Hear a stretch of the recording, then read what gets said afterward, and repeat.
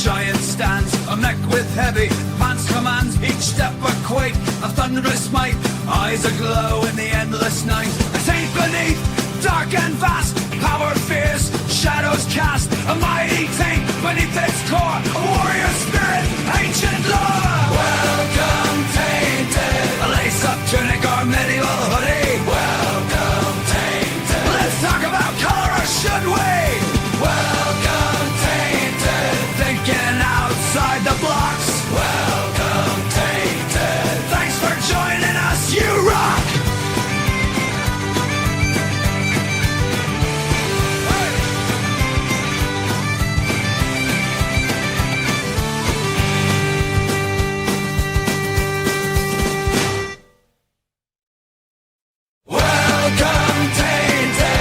To have your fun hole rocks. Welcome Tainted, enjoy the Chronicles of Death song. Welcome Tainted, thinking outside the blocks. Welcome Tainted, thanks for joining us, you rock.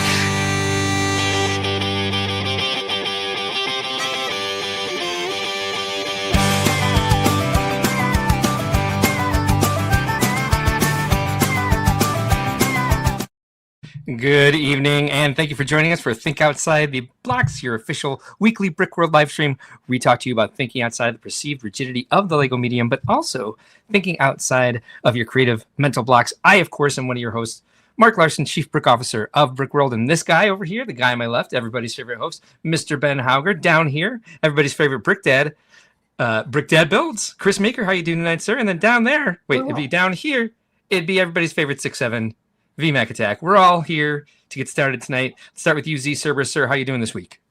You know, it's a new month. Yeah, it's sure no is. longer February. It is March. In like a lion. That means there's going to be some madness tonight. We're going to do Set Election Sunday. That's what we're calling it. Set Election Sunday. Good name for it. Yeah. 32 teams. Or sets in our case enter. One will leave, cutting down the nets victorious. Yeah, that's how it happens. Yeah, we'll talk about our week in a little bit. When we always have the final set cutting down the net. Yes, we do. Yep, we do. We'll get to that in a minute. But hey, I want to know, right below me, VMAC, yes. How's it going for you? That guy. Pretty good. Really busy at work. So trying to manage my time, still make time to do the things I enjoy and love. In this case, it's Lego, and clock's ticking for Indy. So stressful, but also very exciting that the season, the brick season's kicking off. So yeah, work-life balance, not easy. Yeah. We're gonna toss you into the void. Here we go. You're in the void. Ah! All right, we're out of the void. And let's check in with Brick Dad. Brick Dad, Smart Play is here.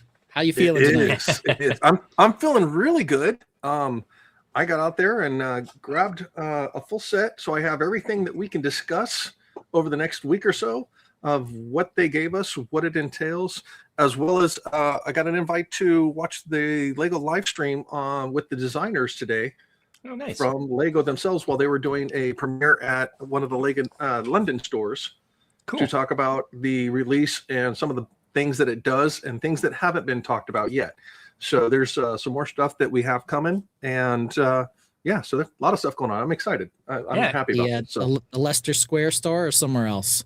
Yeah, Leicester Square store. Okay, yeah, that's kind of the big one over there. It seems to be. Yeah, and they did a live from there earlier today. If history is any indicator, you've probably got about a 15-minute presentation about the product, and then a good 45 minutes of questions from the Tainted, who are very interested in what this smart brick actually is and does. Well, I would love to do that tonight, but what we're going to do is we're going to take those questions. They can hit it on Instagram as well, so then there'll be time, and we can actually format a full video to answer all of those questions, because we do have March Madness and all of the new sets that are going to be coming that we'll throw in to get March Madness kicked off. But yeah, I definitely, if you have questions about Smart Play and what it does, we'll definitely talk about it, and we'll definitely see what we get tonight. Okay.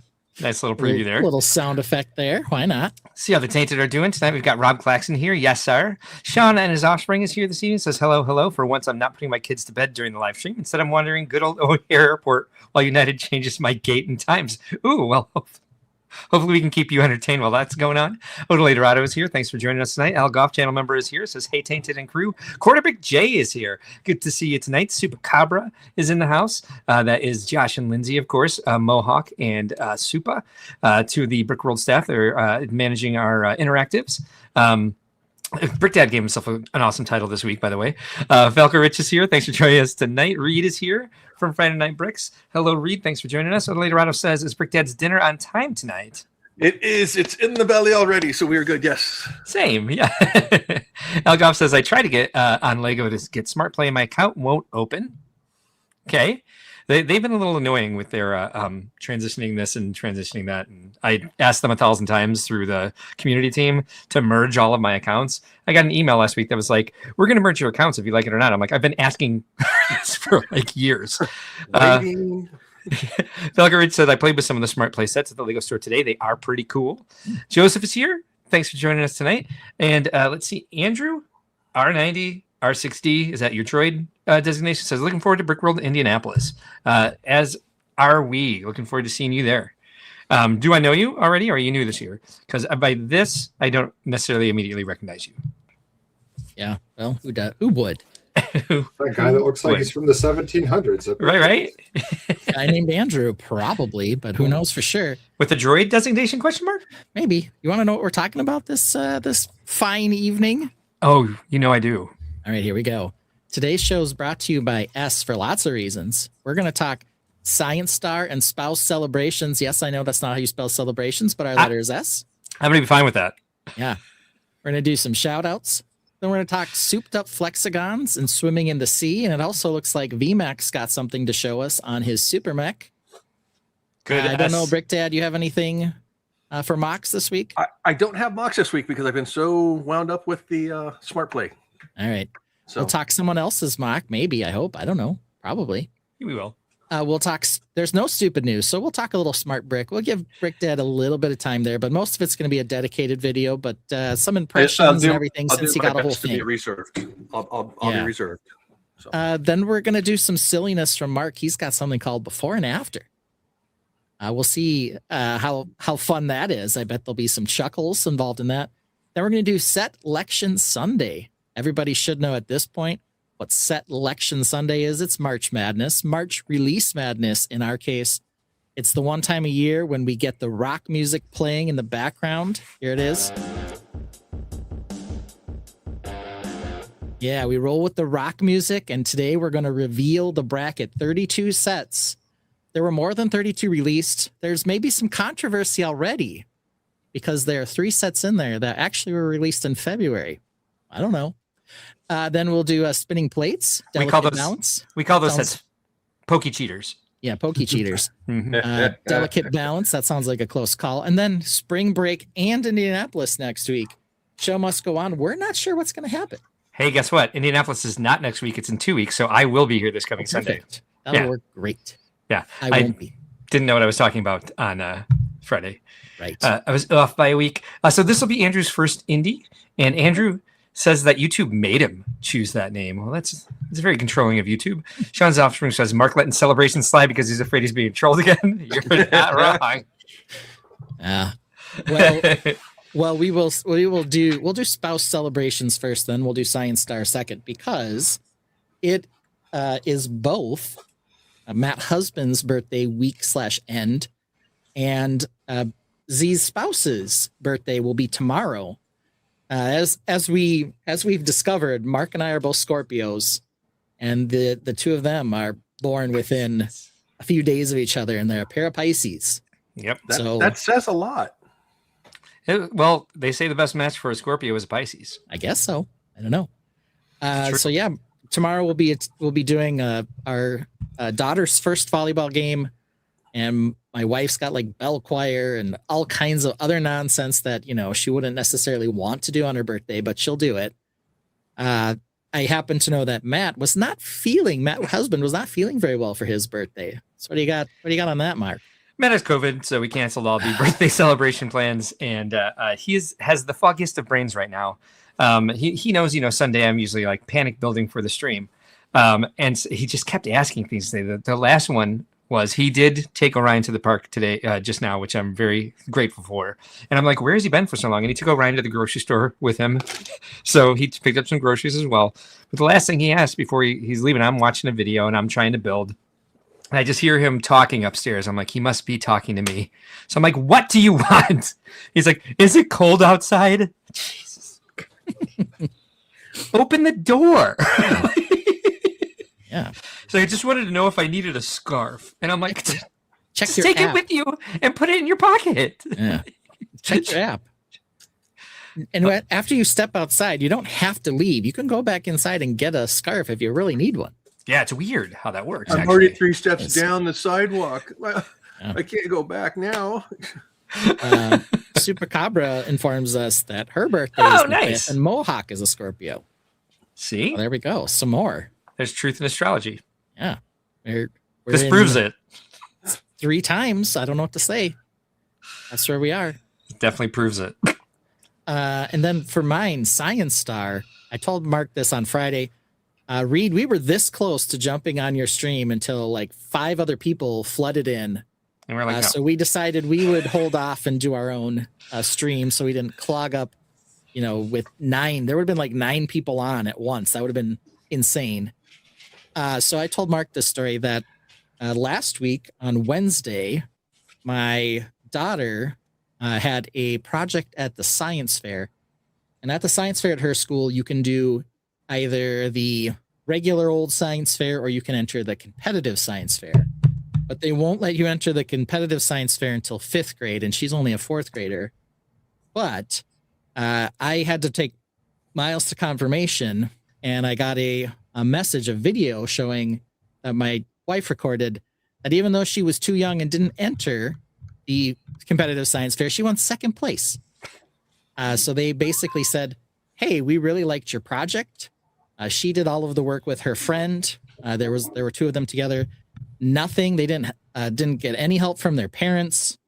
And apparently it was so well put together that even though they were ineligible, they won 2nd place. And next year they're going to let 4th graders into the competitive science fair because they were so impressed. Opening doors. Go Mara. Yeah. So That's awesome. she is the science star this week. She had a little 2nd place medal when I picked her up that she was wearing. So what can I say? She's a science genius. Reed says, oh man, we could have had another full panel. You'd have been fine with crazy. that. That'd have been great. We were literally about to click the button, like live texting with each other. And we're like, let's hold off for a minute. Wait, hold on.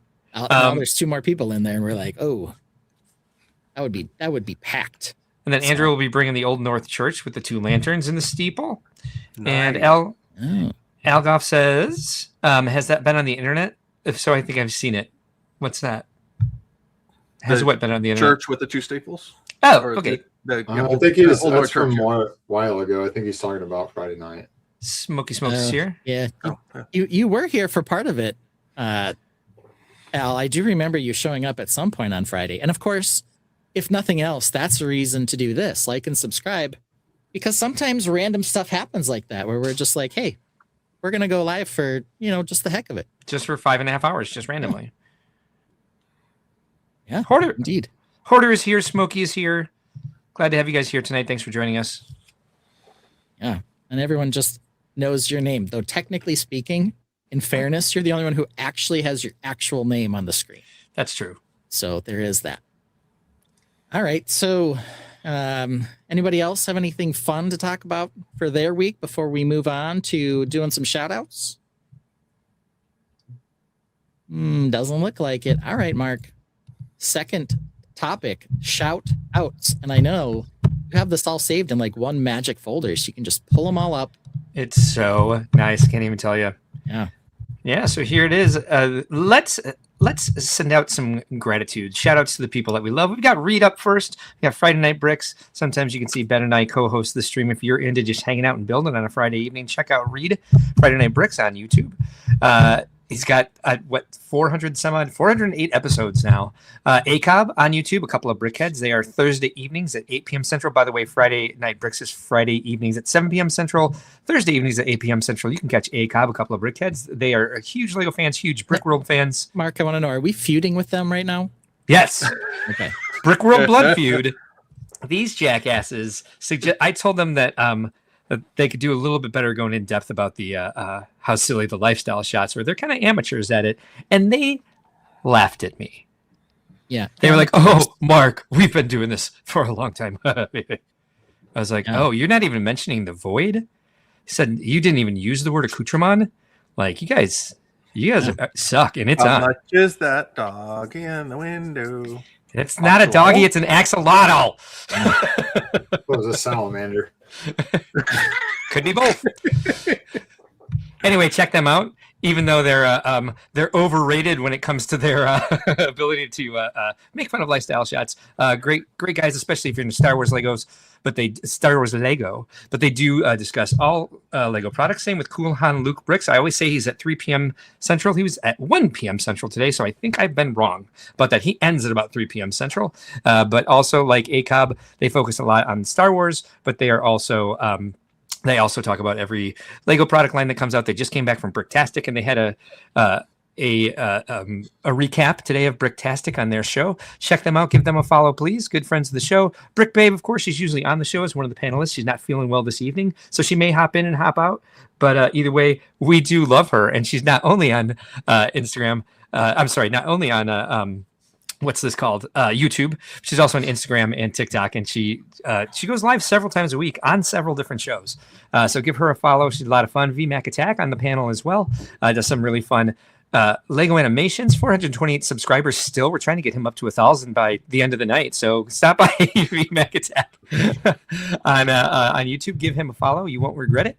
Also, we have Z Cerberus here on the panel as well. You can find his stuff on on Instagram, all the stuff that he's built on the show and all of his beautiful builds. There's a month for Flickr. I got to cancel that soon. And Flickr is a much better place to see his stuff, actually. He's got a prolific collection over there. Brick Dad Builds here on the panel is also on TikTok. He's also on Instagram. He's also on YouTube. Check him out. He's fun. You've seen him here. Mohawk, another couple of great AFOLs that very much love the community as well. They're also Brickworld employees, along with Brick Dad and Vince. They work the interactive area. Supa and Hawk here are the managers of the interactive area. Brickshell Case is one of our buddies who makes some custom cases for us for the Brickworld shows. Check him out if you are into displaying your collectible sets and or minifigures. He's got several different ways there in which you can do so. K-Town Bricks, one of our favorites, does our custom printing for Brickworld, has a lot of amazing original torsos, legs, and accessories that you can check out his website and see what he's got available. Really great stuff there, in my opinion. Here's our charity partners: St. Jude's Children's Research Hospital, Make-A-Wish, and Lurie Children's Hospital. Those are our main charity partners, but we also support Bricks of Hope and Little Bricks Charity, both of which put toys in the hands of children who are struggling with illness, which helps not only them, but their families as well. And Creations for Charity. Check out creationsforcharity.org. There's several different ways for you to support the organizations that they are supporting. You can donate a creation, you can buy a creation, and you can donate money to them on PayPal. So thank you to all of those wonderful partners that we are so fortunate to be working with. And thank you, of course, to all of you, the Tainted, for joining us. And thank you to my panel for being here every week for all the silliness and being so dedicated to something that is just kind of goofy, but one of my favorite things to do. Maybe my highlight of the week. Yeah, well, a nice way to wrap the week. Let's see. Smoky Smokes 100%. is here. Porter 66, who said this before, was trying to back it off by saying, "I'm horrible with name. I apologize." Yeah, I understand. And it's not like we put Ben, Vince, and Chris on our things here. You just kind of have to guess who we are. You could also just call him Z or VMAC or Brick Dad. It's all good. And that's what we usually go by. Let's see here. Into the Void. That is, we did say Into the Void. That is, of course, a trigger for Reed. He loves that song. It's like saying transparent around him. It makes him salivate. No part is more fun to lip sync than when the lead singer just screams the word void. Yeah. for like 3 measures. Oh, it's so good. Yeah. JVB is here, of course. JVB. So JVB is saying hello to everyone. We're having some talk here, and they want to know if Cool Han Luke had a bricktastic time. Funny enough, it seems that they did. Okay. Cool Han caught the con crud, so he was only on his own show for like 20 minutes, and he sounded awful. He sounded like Matt Husband. I'm like, you got yourself some COVID. Why didn't you take Airborne and Elderberry and, get your vaccines? Yeah, vitamin C. Lego Team B also checking in. Oh, yes. So we don't know if it's Chris or Justin.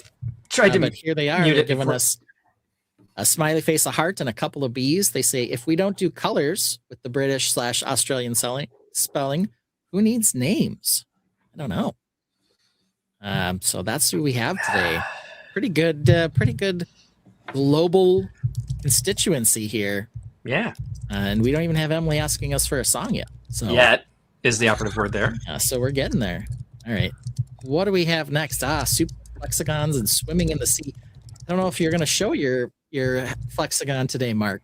I am, though. Okay, good. I certainly am going to do some more flexagon talk. We're probably all sick of it, but whether you're sick of it or not, we're going to talk about it again because I, again, decided, hey, if we're going to do a standard that everyone's going to love, I'm going to change it 6 times just to be a dick. I was just saying, that's what's happening. I'm not sick of it. I would just like some consistency, perhaps. Yeah. Well, let's see what I got going on there. I'm waiting. Will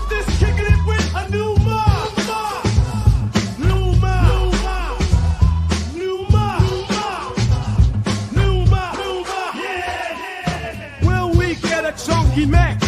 Will we get computer tech? And orange spaceship so sleek? Does he hate castles this week? Does the new mech have a widget team? Has the castle from last week been reshaped? Has he built 5 orcs and welcomes the Cerberus Daddy Ben? Yeah!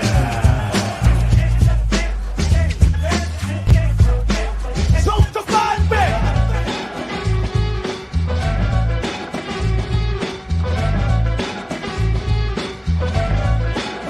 Computer tech! All right. Oh, we got to switch these. Here they go. All right. So here we are on the next version of hexagons. There's some extra slop in here, and we'll get into what's different here in a second. But I think probably, hopefully, semi-obvious right away is one of the big changes here now is we've kind of got this 2-tone thing going with a top layer.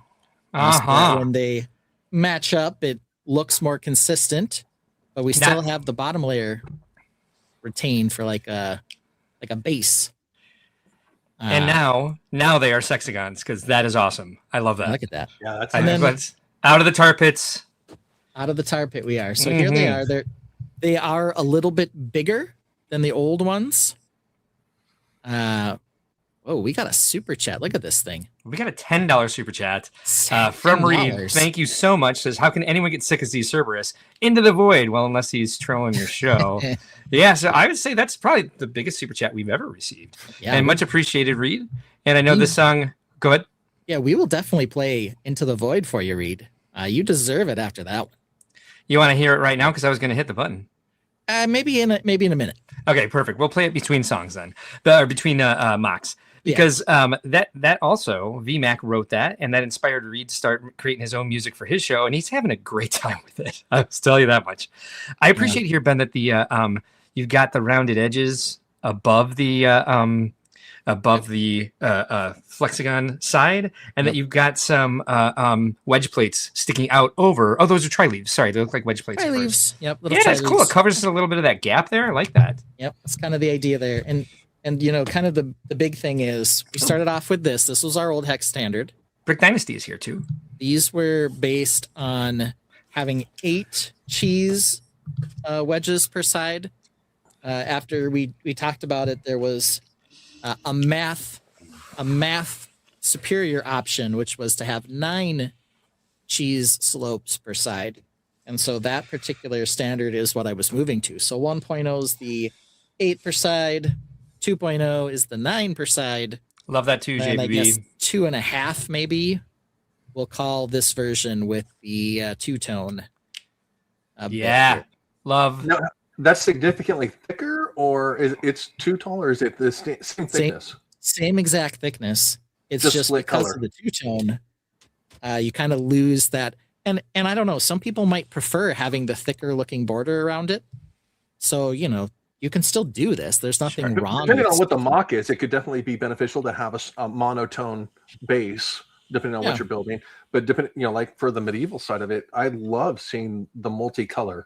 Yeah, I like that. These are paths, so I think when the paths get covered up, you'll mostly end up with sort of the more clean edge, but it still try to still make it look organic on the top to the extent I can.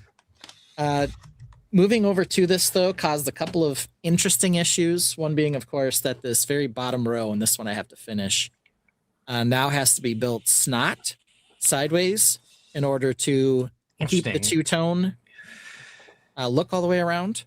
Yeah, for those of you who don't know, SNOT stands for studs not on top. It's a building technique. Yeah. Yep.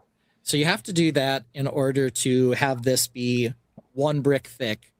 Otherwise, if it was going to be stacked plates, they'd have to be 5 plates tall, which would make it hard to have half and half because you can't do 2.5 plates tall unless you build bricks on their sides because they're 2.5 plates tall. And maybe you're wondering, Ben, with this change, can you still do triangles? Oh, yes, I can. Here's a triangle, and check this out, Mark. Yeah. It's isosceles. Oh. Look at that bad boy. So well. All the way around. Same thing. It's got this goofiness in the front. That's unavoidable to get the proper... The directional corner. Tip there. But there we have it. These are truly the sexiest of guns. Yeah, they are sexagons for sure. On Friday, what we did is I yelled one of these super, the medium-sized hexagons, and we transferred my forge from the old Flexagon over to the new one. And that was a bit of a harrowing task. It was, but we played songs during it, and it was fun because every time a song was over, you were like 10 times further than we thought you'd be. Joseph really likes that tree. Jazzy Viking Bricks likes the reddish brown, how it looks like mud. Yeah, it's kind of. I agree.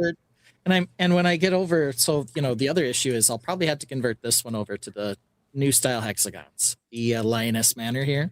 Oh yeah, you definitely have to. And when I do that, I think the parts that run over here on the side that are sand green or are rock colored, it'll probably be that color bleeding down into the new base. Welcome into the chat, Victor Brickworks and Brick Dynasty as well. Appreciate you guys joining us tonight. And of course, Joseph. And then randomly, because it is a Flexagon of the appropriate size, we added the Blacktron ship just for funsies for the moment. Okay. But that one's just sitting there now. The other thing I noticed with the way I have this laid out is that the gap that's missing there is actually half a hexagon. I had never considered making half hexagons, but I could. There's nothing wrong with doing half a hexagon. If you want to square everything out, you're going to have to. Yeah. Well, you could also normally it'd be 3 triangles. Normally you don't want to square it out. I know. Right. Sorry. I was saying you could take it and hinge between two halves. So if you had a special build where you actually wanted to display the interior, at times you could. Be interesting. Then you can play Pac-Man. Be interesting. There we can chuck in our little triangle and keep working. Chuck it in. Yeah, nicely done. So there we are. Yeah, and I converted over both of the bigger trees onto the new hexagons. Ones back there aren't done yet. Neither is the stable. I got the big purple tree onto that and the green tree in the back onto that. So we'll keep working on it. It's a little more part intensive, of course, because it's crazy. I have now built one almost entirely that I will probably rebuild, and it is parts intensive. That's why one of the reasons I was trying with the studio file that I made, which you can build the old versions of this. VMAC and I put up some instructions and some studio files on the link to the Google Drive in the description of this. I'll rephrase that, by the way. I built one, and then VMAC built them better and built instructions too, but they're by the old standard, and Ben has been perfecting this for a while. So of course there's going to be some adjustments here and there, but boy, oh boy. Yeah. They're actually based on 7 cheese slopes instead of 8 or 9. So you can do it with different sizes. The only difference really, and I can show this here. So there's a couple things I've noticed about the hexagons. Real quick, Ole Dorado says that looks extremely 1400s, and Joseph suggests that the half of Flexagon be called the trapezoidagon. Okay. Which I like. Yeah, that's all right. Okay, It rolls right off the tongue. Trapezoidagon? No. Trapezoidagon. Okay, Trapezoid. So what you'll notice here, when I had the 8x8 standard, where I had the 8 cheese slope sides, is when they're lined up, they're actually, this overhangs a little bit, about I don't know, maybe a bracket's thickness, or maybe a little less than that. I think it's called. Yeah, it's called like a. It's a very small amount. It's technical term. Big deal. Trapezoidagons, robots in disguise. On the newer ones, I'll do it with the one that's blank, so it's easier to see. On the newer one, though, they're basically perfectly aligned when they're together. So you see this essentially exactly where it needs to be. You can show that by sticking one of these in here. Because this angle on the top is still fine. When they're in there, you can see they pretty much all line up perfectly. You know, we don't have is a Lego Geometry song. I mean, we have your version that sounds more like a church hymn. We do have me singing Lego Geometry at times, yeah. I've also found that when you're putting these together, just kind of with the way it all works in terms of the shaping, when you have them together with the cheese slope sides like this, and the doesn't really matter what this side is, but when you have this shape in here where it's all cheese slopes on both the adjoining sides, it's best to put in another one that's cheese slopes on both sides like this. If you try to put it in this direction, it doesn't quite fit as well for whatever reason. Yeah. But it's not like off by a lot, but they all fit together pretty nicely. So just a trip down memory lane here. Before we had the bathroom song, whenever I had to use the bathroom, I would just say, Ben, sing for the people. And he would literally just sing Lego Geometry until I came back, which only has like 3 lines to it. Yeah. It was like Lego Geometry, Lego Geometry, Lego Geometry, the geometry of Lego. Yep. And then second verse, same as the first. Mm-hmm. So when they're faced like this, and it's cheese slope touching cheese slope, and then if I try to wedge this one in here, cheese slope to cheese slope, it creates gaps.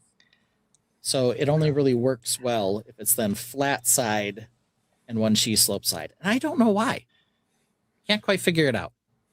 But for whatever reason, it's just kind of got a little goofy bit of shaping to it. Okay, so the math ain't mathin' is the new song title. Yeah, that's kind of how it is. I don't know why. And I'm sure it has something to do with the way that these don't quite fit together perfectly, with the little bumps in the cheese slope sides. But for the most part, they fit together pretty well. And you can, feel free to use this standard all you want. Matt made it home alive, by the way, with his brain fog. He did all right. Tron is here. Thanks for joining us tonight. Stuck on mobile again. Laptop is in the shop. Hard to hear that. Sorry to hear that. Lego Team V says Ben moves along quickly as he doesn't want to sing. I was the one peeing. I will sing Lego Geometry at you sure will. It'll happen. But anyway, so we're on, I guess we'll say Flexagon 2.0. No, 2.5 is what we'll call it. Fair. So, I'm going to leave all of the Wolfpack builds, which had like the fall color scheme, on 1.0. Okay. Just because, 1, I don't want to redo them all, and 2, some people might like that version too with the thicker board. So, whatever. Yeah. You do you, boo. Tron says, worst possible time. I had just rendered a new batch of stuff for instant. It crashes before I can transfer the pics to the phone. Oh. Well, let's hope they were all saved before the crash, and that you will have access to them once you get the laptop resuscitated. Yeah.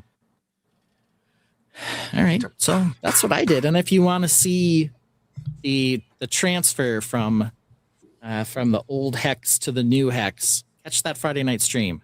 Yes, and just skip to the last 20 minutes of the 5.5 hour stream Ben and I did on Friday. Like the last half hour, and you'll see that part of it. So And But if you watch, you kept stalling for me so that we could get it done in time. I say if you watch the last hour, you will see every video we've ever created for the show, song wise and silly segment wise. Yeah, pretty much. Yeah, We were going crazy. you might even see. Did I do the Animal Crossing villager hunt? No, I don't think I did. You didn't do villager hunt, but you did show us what you did that Wednesday. Yes, So there was a lot going on for sure. I can play that again tonight. No, I'm kidding. No, we might not do that. Okay, we got a $10 super. We did. That was exciting. Very.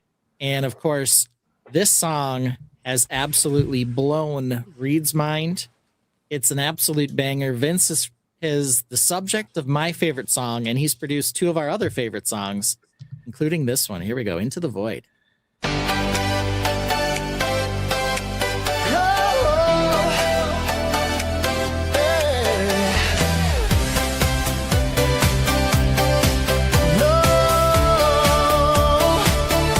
So you want to see something that's within your view. The set is so spectacular. Behold, it's brand new. The lights are set. The camera is ready. Every angle checked. There's only one thing left to do. Throw it into the void. A monochromatic hellscape. Into the void. Zoomed out into nothing. I don't know how this thing will sell when there's nothing left to see. But I know the void is in me. The toy is made for children. Let's get some of those. Holding them hostage. Trapped within this lifeless space. Give them a table. Or they can play on their leg. Nothingness around, perfect shapes on hapless ground. Throw it into the void. A monochromatic hellscape. Open void. Into the void. Zoomed out into nothing. I don't know how this thing will sell when there's nothing left to see. But I know the void is in me.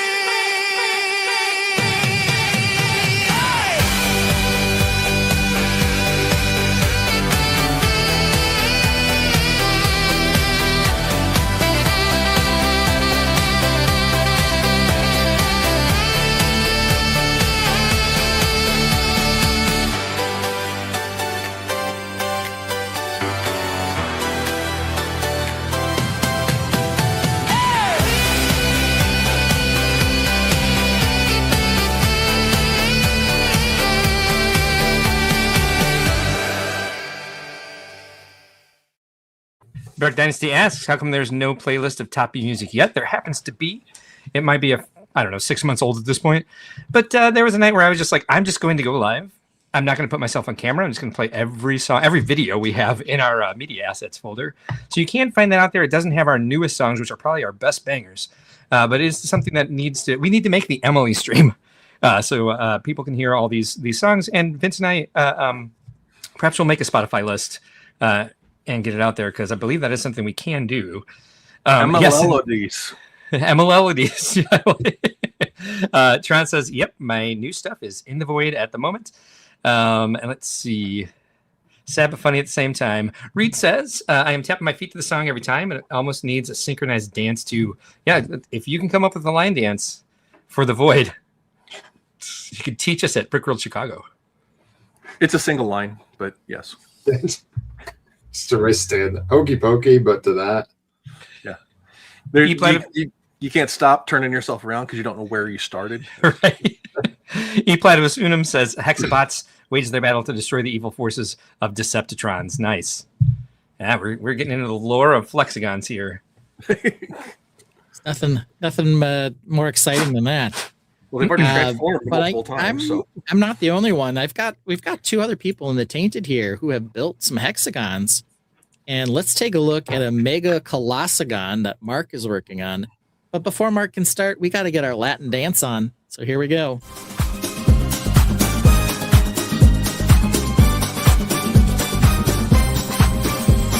Mark's an otter, watch him splash, building art deco leaves and grass, keeping fab, you land on streams, making MOCs fulfilling dreams. No fear breaks when his builds are up, only cheers and howls from his club.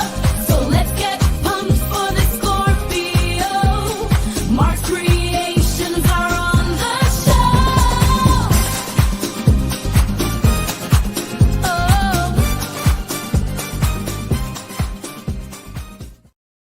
So my new headset Right. is dead because I forgot about you got to charge it. So I charged it, but now I don't want to switch over to it because I got to hook it back up to the Bluetooth, and I'd probably blow up the stream. Okay. Yeah, and it last time it made my computer shut down completely in the middle of the stream. So here we have it. This is a super mega colossagon Yeah. with transparent blue as the cheese wedge. So on the edges of the flexagon. I think what I'm going to be doing with this likely is rebuilding it because I put away what I was planning to do in order to just keep it solid and just threw in as long and as many bricks as I could. That thing is completely solid. And I'd rather come up with a grid system, which is what I was trying to do with the IO file that's online, trying to make a grid with Technic beams. I couldn't find the Technic beams I had ordered during the stream on Friday, but I found them tonight. But I'd already built this solid. And so I think what I want to do, since this is 4 studs short on each side for the new standard. Yeah, oops. All the pieces are here. I just got to make a few adjustments to make this the correct size. And I'm sure I'll be asking you questions about how many studs in between the angled sides to make sure I've got it right. And I know you're going to say, just build the length of plate and make sure it matches. But I'm like, no, I want to know how many studs wide yours is. And just make sure that we definitely match up from the beginning. And I'm going to fill it, instead of filling it with opaque blue plate, I'm going to fill it with transparent blue plate and leave channels in there for lighting. Because it has 2 channels in it for lighting now. And I was going to build transparent water over those. But I think that is going to make it look like the water's only lit up in 2 sort of weird stripes down the sides of the ship. So I chucked that idea out the window. And then while I was at it, I'm just like, well, I could either start rebuilding this flexagon now, or I could, move on the ship, which I've built twice now. So this is the second color scheme. I was going to try to build something that looked Kraken Knight-ish. And so I went dark green, dark brown, dark gray. And I had the Kraken Knight figure. And I was like, you know what? This regular brown and dark green and turquoise, a color I've tried to use and have not really found a great use for, actually do look really good together. So I changed the color scheme for the ship to that color scheme, and here's where it's at. Let me move that ship around a little bit so you can see a little bit more of what I'm doing with it, and you guys can go ahead and discuss what you see and the shape. I do like the edges of the flexagon, the way it looks like the water is moving. So I think I've got success in that. Because in each one of those where it switches from like plate to, however many plates plus however many cheese slopes, I do like the ripple effect that's already got going. I think I can take that a little bit further even. But I was just I was thinking of it as like, it's going to have the deepest water through the trough that the ship is creating and the lightest water on the outside where it's kind of flowing up and away. But I'm not sure that that's correct. And so I've got a lot of things to think about in rebuilding this flexagon. Okay. Yeah. Well, you got a good start there. I do think the color scheme is the right color scheme. I do think that having the turquoise in there is a nice boon. There's the dark brown one. The dark brown one does have that more Viking-y front to it, which is kind of cool. I would have built over that a bit. Yeah, well, if you're going to build over it anyway, then what does it really matter? You know? Right. So. I suppose it doesn't. I suppose it doesn't. I mean, it would have left the front of the hull visible. But yeah, I'm. You know, this morning there was no boat, and now I've built 2 in a day. And so I'm rather looking forward to this because I'm knock on wood here because I'm sure I could do it with a boat too. I was going to say, unlike a house, I can't keep ripping it apart. It just becomes more and more boat. But I'm definitely capable of ripping it apart and being like, no, let's do this instead. But I did build a goat boat that was an airship that had the very curved horns hanging off it. And I think I'm going to use that same technique I used for the horns to build some kraken tentacles onto this one. Yeah. And so I've left a spot at the front to be able to do so. And the back, I'll wait until I have the captain's cabin built to kind of build that into it. But the big thing for this is going to be parts order. Because I built the goat boat. I built that with a dark brown hull and a dark gray goat horns. And so I think I used dark tan as the accent, and I'm drowning in those colors. What I don't have a lot of is dark green. This is all the dark green tiles I have in the house, by the way. That's why I've only done one side of the ship so far. Otherwise, there'd have been so much more to show if I could show you 2 sides of the ship. And turquoise just doesn't have a lot of molds quite yet. Although the molds they do have are like, they have a good selection of molds. And I do have 2 shoeboxes worth of turquoise. But my longest tile is like a 1x4, and I really need to get some of those wing plate, the wedge plate, in order to do that horn shape, and get it all twisty and looking like tentacles. I had considered throwing in dark red as an accent, but you know what? It didn't look good. What color are you considering for the tentacles that are going to be coming up and all that? Dark green. You want to do those in dark green? Okay. Yeah. Yeah, I mean, I could do them again in dark gray, just so it looks much more like there's tentacles. I don't want it to look like there's tentacles sticking out of the ship. I want it to look like the ship is shaped like tentacles. I can show you a little bit of that creation I'm talking about. It's going to take a while for Photoshop to open, though. So in the meantime, I think, there's a spot there where I got ready for the cannons. It has like the little dark gray 1x4 arch in it. I think I'm going to replace those 1x2x3 inverse slopes that you see there. Here, let me point to them. The big, thick brown slopes there. Those ones. Replace those with some snotted slopes, and let that turquoise railing go all the way across the top of the cannon holes as they were. I really like the way the shield looks on the side of the ship, and I think I only ordered 4. And I have to get some Kraken pants from somewhere. I also didn't order the helmets because I was like, I'll use my own helmets. I'll create my own Kraken faction. Kraken sailors. You got a bunch of them? I've got 10 Kraken pants, and I have 20 Kraken pants and 10 Kraken torsos. I don't have any Griffin Knight torsos. I have 20 Griffin pants. So I have a couple of shields in there, but fish. Yeah. Go fish, yeah. I do have some I did get some Griffin shields though. So I have some of those in some pants, but no torsos. So it's a whole struggle right now to get those still. All right, it's doing this thing again where I share my screen and it doesn't show anything. So hold on one second. Let me take this out of here. Bring us back to here.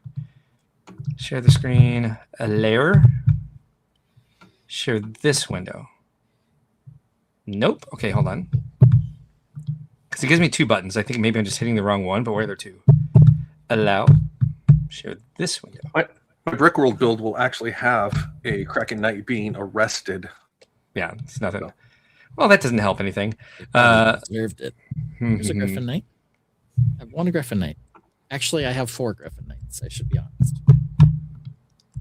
I have 4 But yeah, I mean, this is one of the things that I want to start working on so that Ben could see I'm actually serious about doing a collaborative with them. So now that it's started, it's highly likely it's actually going to be finished. Let me looking for this. No, you're good.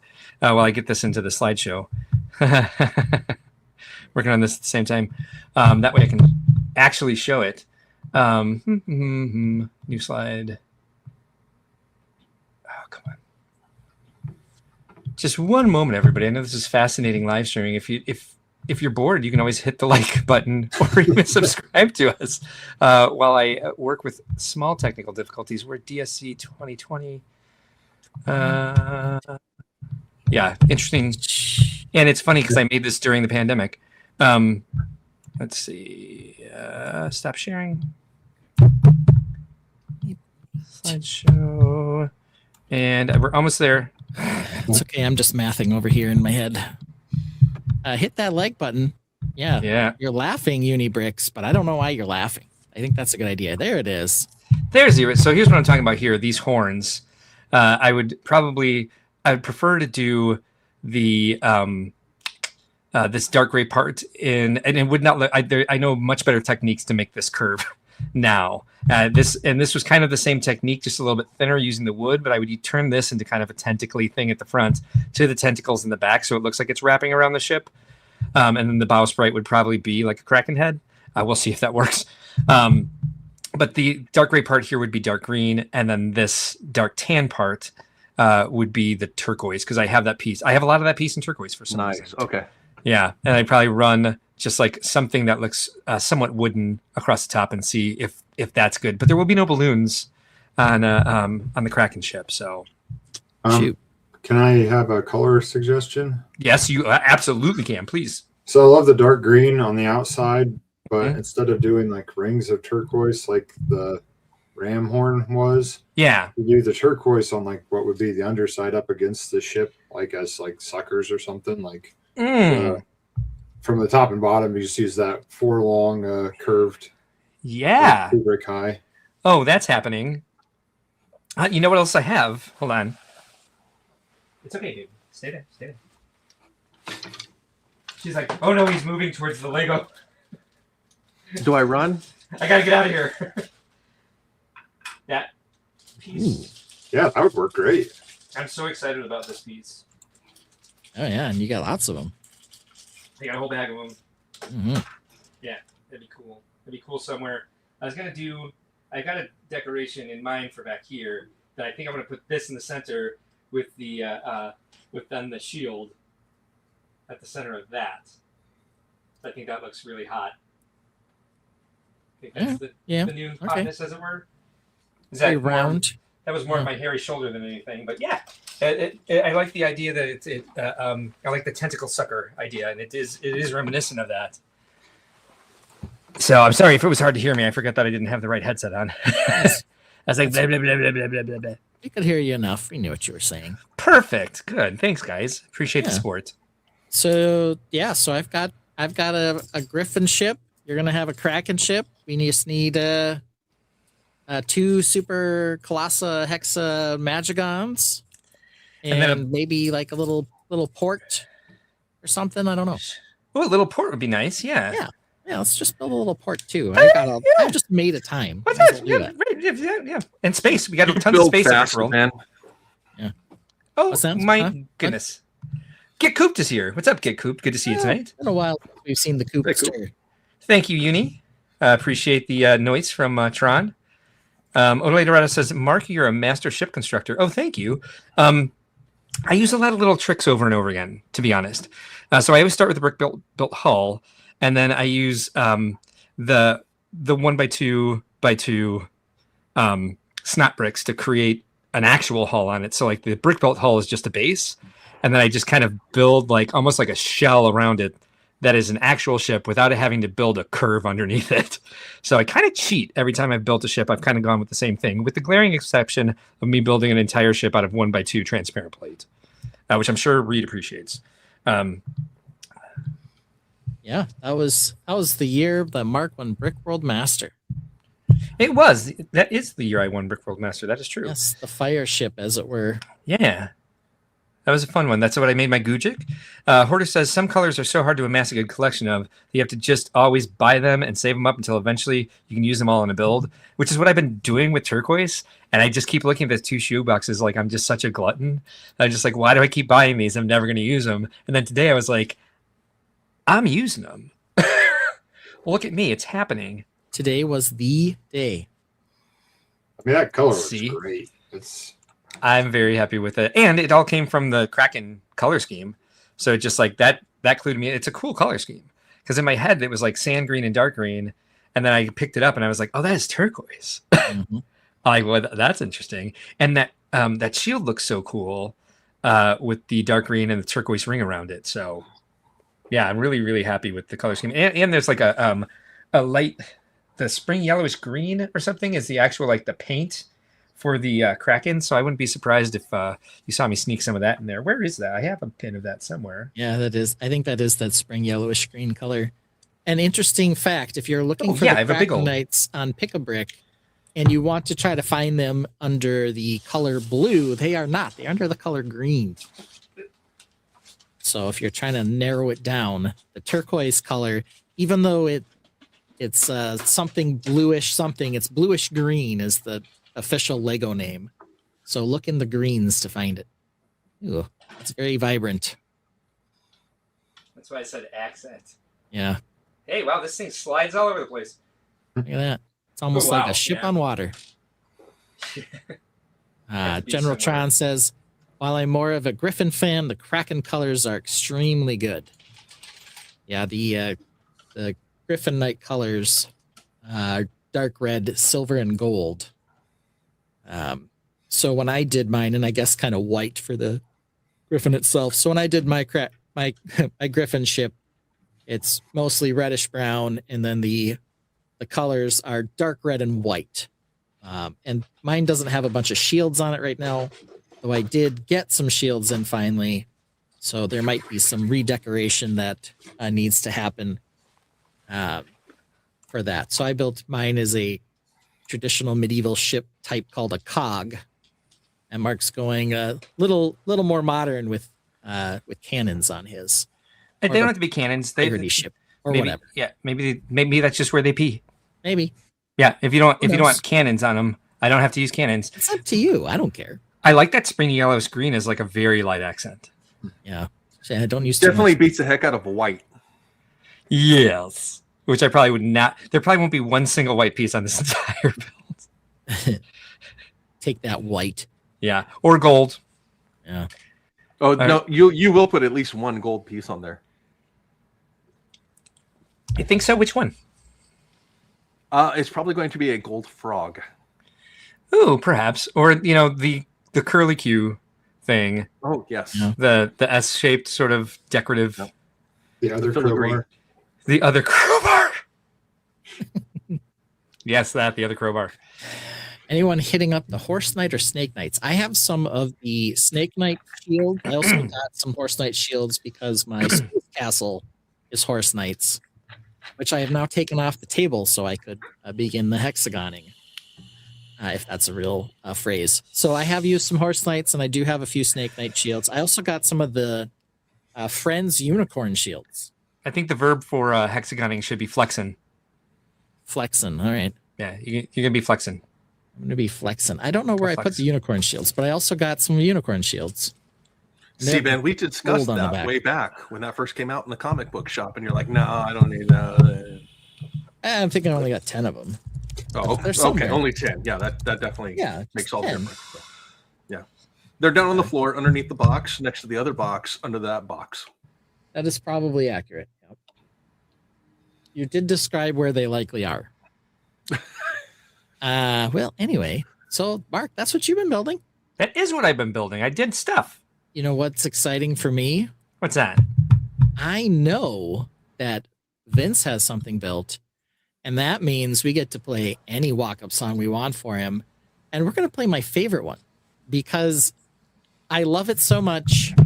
It describes so many things about Vince's personality, or more so, his, lack of Personality? more Where's of a it going? he's got a certain blindness, maybe. Yeah. Ladies and gentlemen, gather round for a mystery Vince can't wrap his mind around.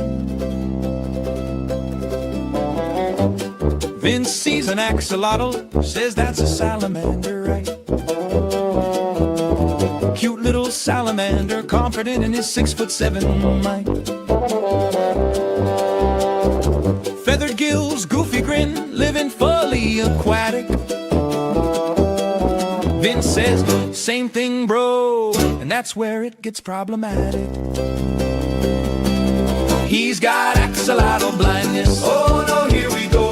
Can't tell a salamander from a pink little bro. Neon regeneration facts just slide right by. He says, looks the same to me. Bro, nice try. He's got axolotl blindness. Oh no, here we go. Sees an axolotl, says it's a salamander, yo.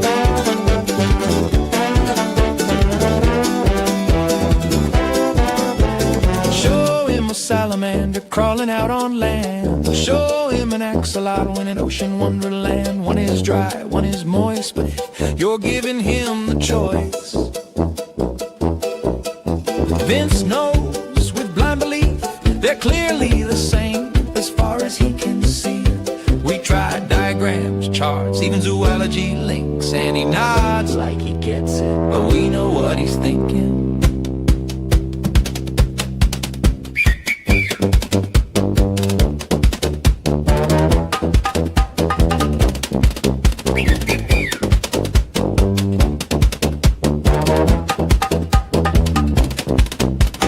How much is that axolotl in the window?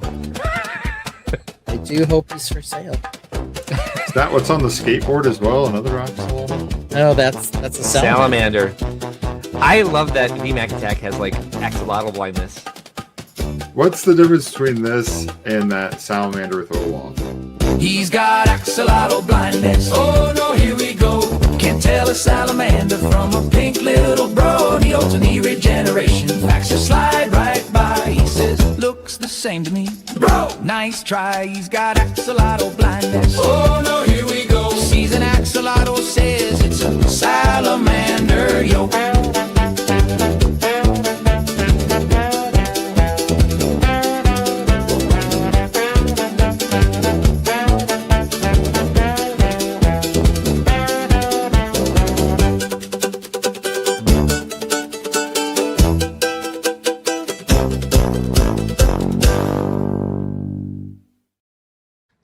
All right, I'm a little confused why this thing is called the medieval harlot, but that's okay. It's not even spelled right, It's not supposed to be. as Mark would note. But that's fine. Let's see. Oh shit, baby! I'm sorry. I stepped on your foot. All right. Step on your foot. It's spelled wrong on purpose. Okay. We believe you. I'm triggered. All right, go ahead, VMAC. Tell us what we got going here. This is my Mac. I'm happy with it. I don't think it's going to be quite award worthy like my original intent was, but I think if I was doing it over, I would do some things different, but that would mean doing it completely over. So yeah, I mean, there's a lot of bits and bobs and parts. I'm not sure. You guys want to see anything specific or? Yes. It has a head now. It does have a head now. We want to see the head. You want to see the head? Yeah. Show us the baby. Wrong way. There we go. What are you unhappy with specifically? I think that there's too many studs showing. Like I think if I did a different building technique, maybe I would smooth it out. Mark loves it when the studs show. It's his turn on. I actually do. Yeah, I'm into it. I'm not against it as a technique. I mean, I know it's Lego. DTS, baby. Well, Joseph says it looks very cool. Marvel at folks who can build mechs at that scale. Let's see. Reed says after the awards committee goes through the Ice Bears, might want to swarm that mech and steal its technology. Like the mech, it is a bug inspired. It is. He's asking if it's bug. Is it bug inspired? Are those rotoprops or its back as wings? On his back, or is it wings? Sorry. I mean, they're the propeller blades from the Dune ornithopter, but I was visioning more of like a defensive capacity, like when it goes into battle, those fly out and then kind of can protect / possibly offensive capabilities, but they're not meant to be for actual flight. Yeah, I like the stud showing, and one of the reasons I never mind leaving stud showing on my stuff is it shows the Lego DNA of it. Not everything has to be a completely smooth suppository. I don't know why that was what I was. I have a dog clinging to me at the moment. I don't believe she's been fed, and I need to check on that. But the nice thing about having the studs still showing is you can still cover them. Then it might be a little bit more greebling than you want to do, but if like you have too many studs showing, see what happens if you pop stuff on there. Some more hoses, some more studs with bars, and see if it leads you to any more mechanical looking stuff that makes you happier with it. Because first of all, I think it looks fantastic. Yeah, I got quite a few tiles and stuff in places. I guess my struggle is the outside. A lot of the outside, me in my head was like going to be armor. So like putting hoses and stuff where they'd be exposed to get hit doesn't necessarily work for that cause. And I used a lot of wedge plates, which don't have corresponding wedge tiles. So I mean, I think it is what it is, and I don't hate it by any means. I don't want to make it sound like I don't like it. I was hoping for a little bit better of a look, like closer to, I don't know, mechs that are smooth. Well, I did it all out of my head. I didn't draw anything, so I have no idea what to do as far as to reference anything, because I didn't reference anything to build it, but I did build factions. And you got the axolotls there down below. Look at that. I do. Went to salamander. Not from here. They both look like axolotls to me. Well, Vince can't tell the difference anyway, so don't worry. That's true. I can lie to him. Basically, not focusing at all. Shoot. Good guys in red and bad guys in blue. Okay. Why not? Yeah, those bad guys. For Indy, my goal is to get the rest of the hexagon there, which is 48 studs on each length. But get that kind of done, and then I'll have a couple more hexagons and other mechs and battle fodder and all that kind of stuff for Chicago. All right. And I'll try to have something other than grass on the plate for Indy. But it'll look a lot different in Chicago than it does in Indy. Yeah, it's part of the beauty of the hexagons is you can finish this and then just work on those on their own without having to clutter up your table and switch it up. I do like if at one show you end up being on a long side and the next show you have a corner, you can adjust your angles and how the audience can view it fairly easily. Yeah.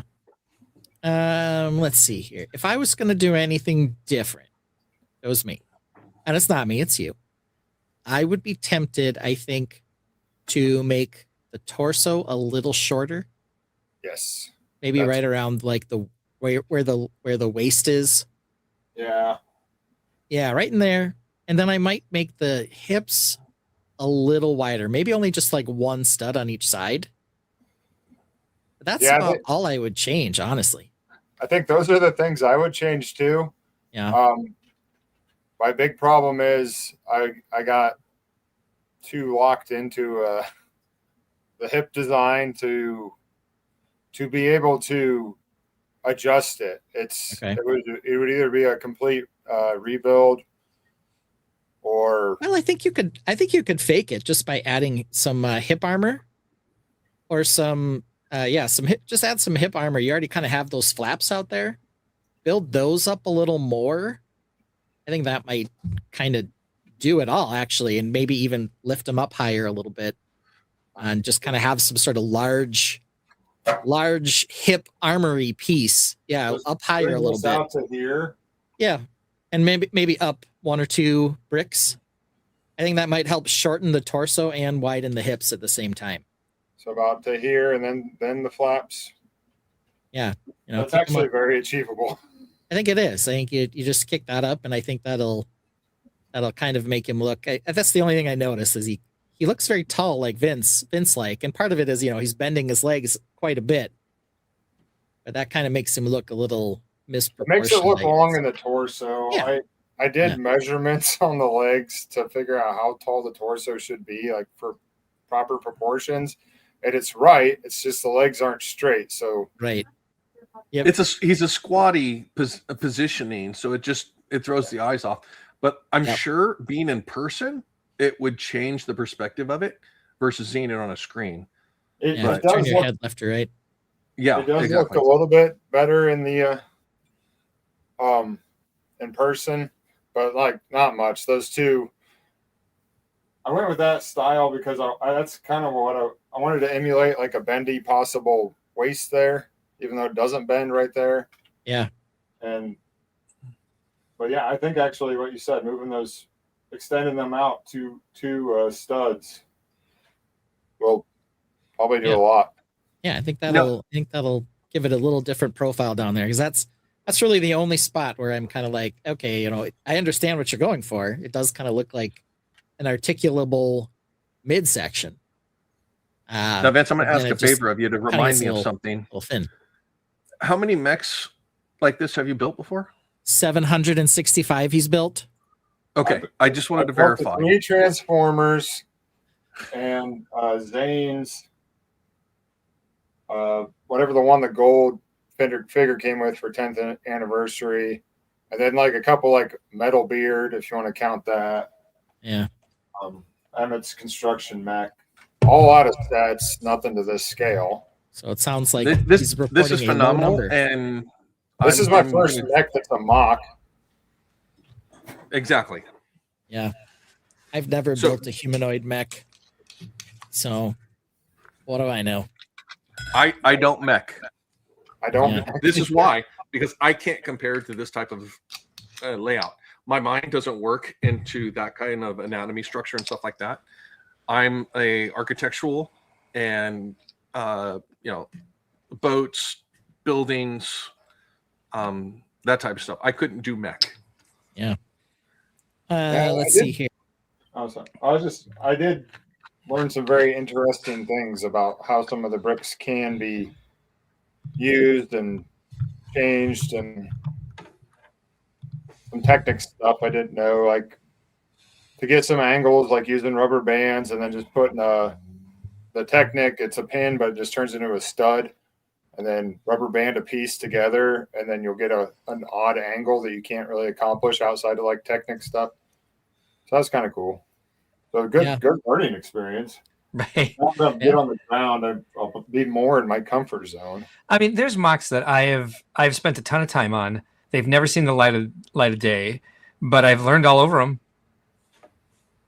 And this, I'm not saying this shouldn't see the light of day. It definitely should. Otherwise, I'll have a blank table. It's got to go. No, I'm really happy with it. I didn't mean to. Make it sound Good. like I wasn't happy with it. I just that is what it sounded gonna like. win an award. Is all I'm saying. Yeah. Yeah. I mean, the whole point of being on the show here is that we can kind of talk about what we see and some ideas. And yeah, really my only thing on the whole thing is make the hips thicker. I mean, that's about all you need. And I think that'll give it a much better profile and be sort of more in line with what you're thinking here too. And, I mean, part of it too is when they're like these armored medieval things, like think of a samurai, they have kind of like those big, almost skirt-like looking things around their midsections. Yeah, and That might really help here. that was one of the first things I thought tonight, and Reed said as well here. I do miss the cod piece as much as it was like kind of funny that it looked more like a cod piece. It's just like it still would work as like armor plating, and it wouldn't look inappropriate. Still pareidolia in the chest. Heck, Vince, you could even go to the extent of using one of the Lego bracelets to build him a waist belt with armor. Yeah, Who knows? That could I don't, work. do they make those in non-pastels? Yeah, they make them in black. Yeah. Yeah, the bigger it gets, the harder the proportions are to keep going. Yes, absolutely. But the medieval harlot's looking pretty good. Yeah. She looks like she's Medieval harlot. medieval. Yeah, Medieval. not full evil, just mid. Yeah, it's the mid section that's evil for right now. I think I think one thing that might actually fix the pareidolia altogether is that underneath the cockpit there's a red something that to me looks like a tongue. Oh, hold on a second. I'll show you. Maybe. Maybe. I'm going to name her Shakira because those hips don't lie. Yeah, okay. And I assume that's Vince's sig fig inside there. That is me in there. Yep. Well, of course. I Who else knew would it. drive it? Taking it all apart. Oh, Oh, That's cool. it's The like core. powered. So, It's the seatbelt. I see. so between Indy and Chicago, it's going to get lit, and then that'll be open during Worlds of Lights, and the core will be the reactor or whatever be glowing. Oh, cool. I agree with we this. all getting lit in Brickworld. Sean says, glad to hear you say that, Vince. I was thinking that this is badass and you didn't sound excited about it. Can't wait to see it in Chicago. Odele Dorado says, how does Brick Dad think of these goated ideas? know. Vince's on here and some of this stuff. Oh no, I'm blown away with this because this is something that I don't do, and being able to see this and literally go through the process with Vince on this build from when it was just 2 feet on the pad, going, wow, that's a pretty long stance between it with some legs barely coming up out of the feet.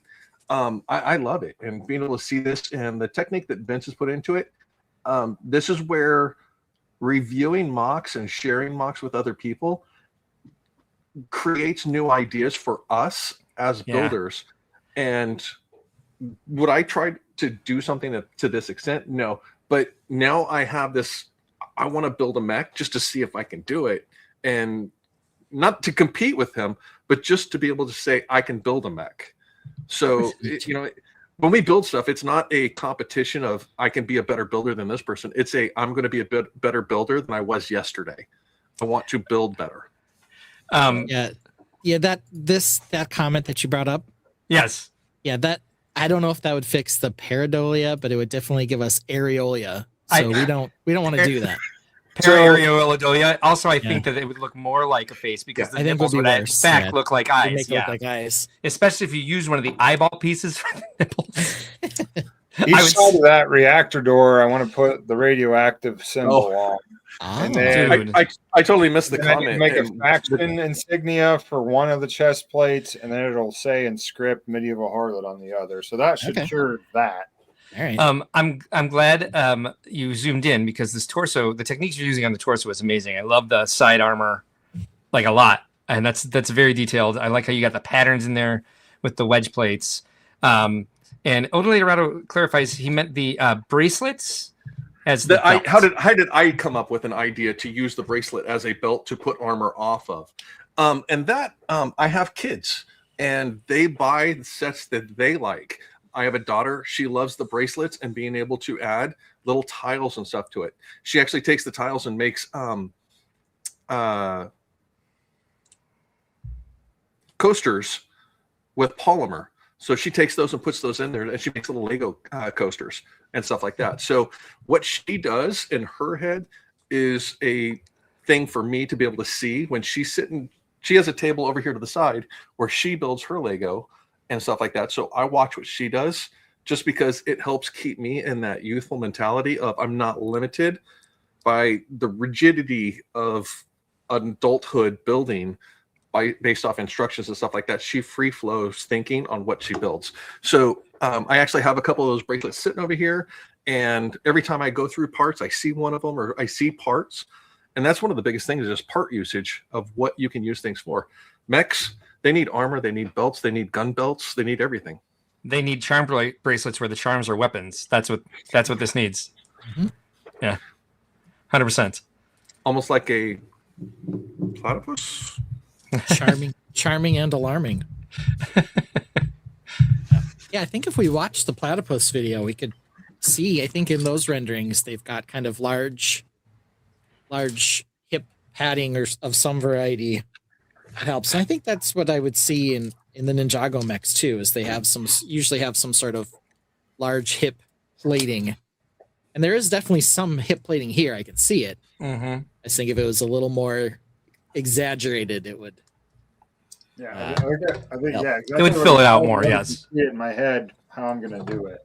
All right. Yeah. Good. I'm Yeah. excited for that. Me too. I'll totally But- be able to see it because I'll be back from spring break before you guys are in Indy. Right. It might start getting packed before then. Well, whatever. But at least this is probably the last time it will be upright until Indy, because I'm going to take it apart for down to packing size and then work on the base. So All right. it's a little easier to maneuver that way. Nice. Yeah. Cool. Times. All right. Yeah, very good That's times. what I got. All right. Sweet. Well done, man. Let's see what we got next. Someone else's mock. Someone else's mock. Talking What's that about? mocks. Do we have someone else's mock to show this week, Mark? We're going to talk about mocks. We're going to go over the mock of the week, and this week it is one of the good friend of the stream, Bethany Wright, we lost VMAC. He'll be back. He's swapping cameras, He's yeah. just transferring. Oh, right. Yep. I got scared. So we've had Bethany on the show. She did Making Minifigures Move, which is a workshop she runs at Brickworld Chicago. Something we support greatly. It's an excellent little workshop where she puts together a set of pieces that she will walk you through how to put things together and how it makes minifigures move. She did a special presentation here on our show. I'm sure Ben is looking for his. I had mine on my desk up until this week. I'm like, of course, I'm going to show Bethany stuff this week because I just got rid of it. But yeah, Now, if you're coming to Chicago and you want to learn how to do gearing and how to make things move, get signed up as soon as possible, because unfortunately, the thing that Ben and Mark are looking for, I did not get because it was sold out before I could even register for the class. So if you're interested, make sure you go to your Brickworld website and log in and get signed up for those once they do become listed of what the time and when it is. So. Now, we could, of course, do you one better because you can see her at Indianapolis as well. And not only does she show how she had the stage removed from stage stop sharing. There we go. That's what I meant to do. Not only does she show off these amazing creations that work, you can see Ben's right there that we worked with on the show. We've got this amazing creation that she brought to Indianapolis last year.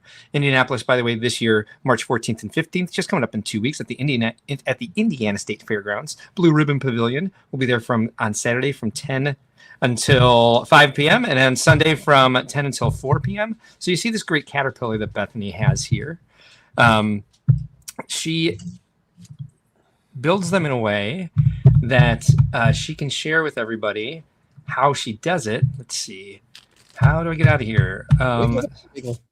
Remove. Stop sharing. I will prove it. And is that the right one? Nope. All right, hold on. Dang it. Professional live streaming, everybody. It won't let me close this. What is wrong with you? I feel like Mark needs to turn up the mouse sensitivity. What It can scroll faster. Yeah. No, it's all just to share a bunch of videos. You have to stop presenting, start presenting, stop presenting, start presenting, which is annoying. I mean, I can upload them to the stream, but that would have taken some preparation. So here's how she shows this creation from the back, so you can see exactly how she's made it with the rolling cams. I'll And put it up. Let's get that shared screen. Oh, whoops! There we go. Yeah, It is. sorry. I got it. I was like, look, isn't that cool? I'll play it again. Yes. And Bethany is all about sharing her knowledge with people. She's got a couple of other cool ones I'd like to show. So give me a second to be an old man and not know exactly how to do this, which is my specialty. I'm going to bring up her Nintendo one and then her Muppet one. Actually, the Muppet one is portrait, so I'll bring up the Winnie the Pooh one because it's cute. Check this out, and I'll even add it to the stage myself this time. Yay! Look at that! Look at me being smirked. Look at all those guys. So she animated the piranha plant with some of the Yoshi figures in different colors. You see all the stuff that she's got going around there. She's got the minifigure running in a circle, which is one of the things she taught us how to do on our special presentation here on Think Outside the Blocks, and the other one where it's tipping back and forth. So she's always about educating the public and sharing her skills and sharing the things that she's discovered and sharing those resources so more people can do what she does and enhance their ability to express themselves creatively. And lastly, I'm going to show you her Winnie the Pooh mock that she brought last year, which is also very cool. She has a Muppet one, but like I said, I filmed it in portrait, so it's a little bit easier to see this on the stream. And stage, and here we go. Yeah.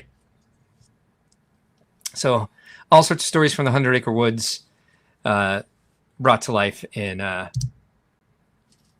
with movement and just absolute joy, I would say. Yeah. So that is Bethany Wright from Brickworld, Indianapolis last year, and you can see her again there this year, March 14th and 15th at the Indiana State Fairgrounds Blue Ribbon Pavilion.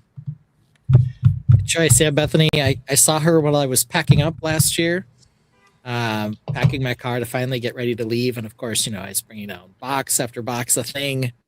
And I stopped and talked to her for a minute. She was there with her family. Her daughter last year was in the improv show, did a segment on that. Absolutely hilarious. She nailed it. Your daughter was also in the improv show. Speaking of which, She I put a link in the description of today's video that if you guys are looking for Girl Scout cookies, the link for Mara's Girl Scout Troop cookies is in the description of this video. Oh, there you go. So if you'd like to order some Girl Scout cookies from everybody's favorite host, daughter, the Rant Queen, check out the description of this video and you can get star. yourself some Thin Mints, some Do-si-dos, some trefoils, some all kinds of things. I don't know. Caramel delights.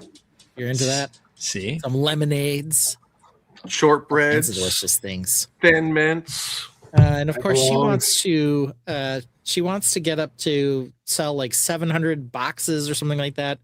Because if she does, I think it's less than 700. But the number she wants to sell is so that she can get state fair tickets, so she can take my wife and her friends, who she sells cookies with, her mom, to the state fair together to have a girls' night. Aww. So that's her goal. Okay. That's cool.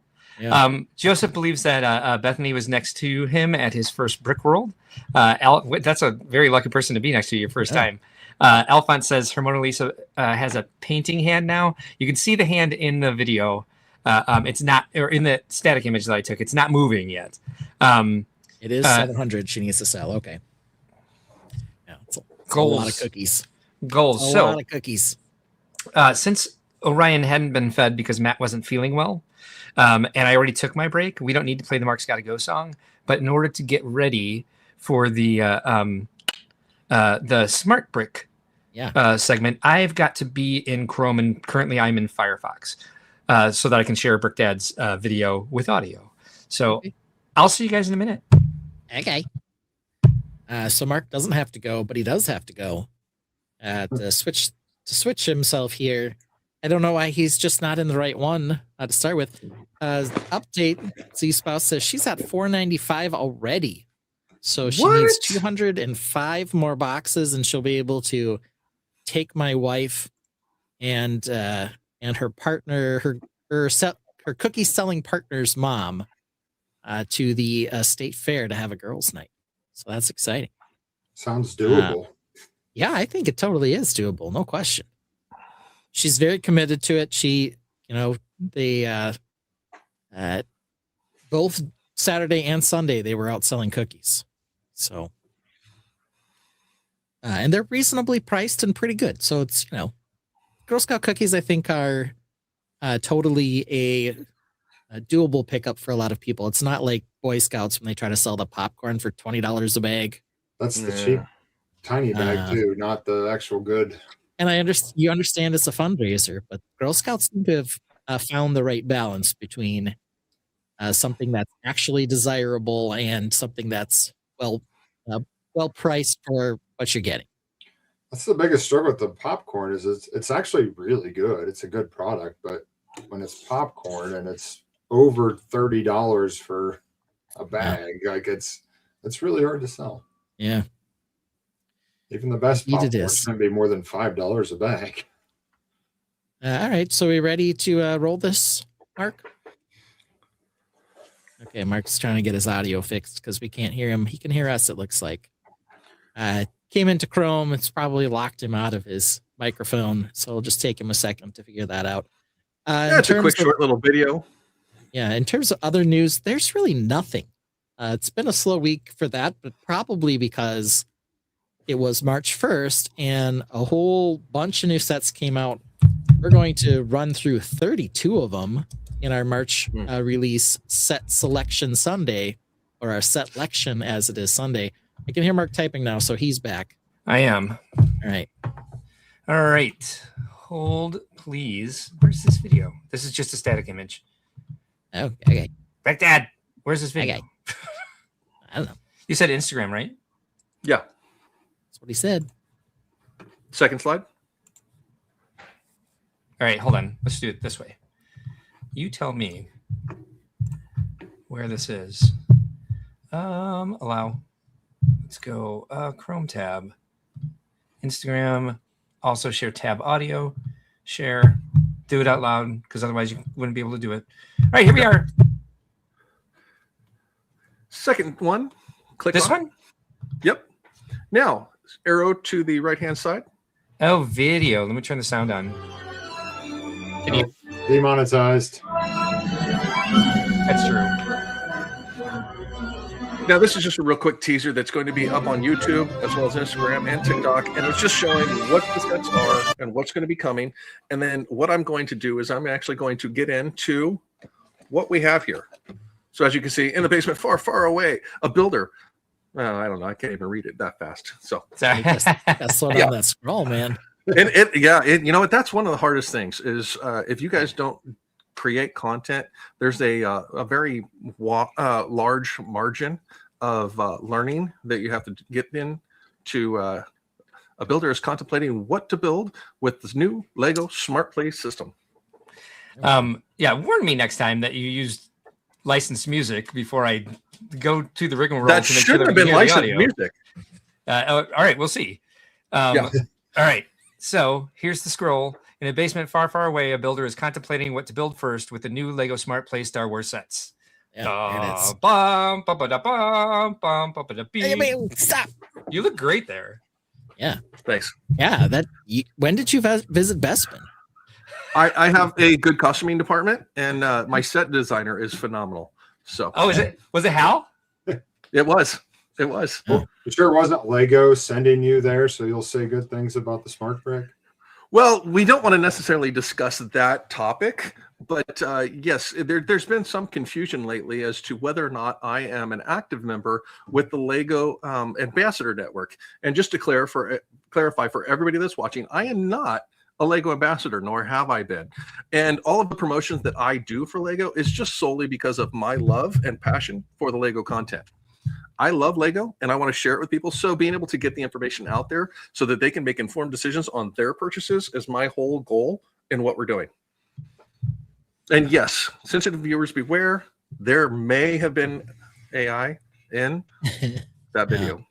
So total, what are we up to? Like 8 Smart Play sets? We are. There's 4 starter sets and then 4 additional.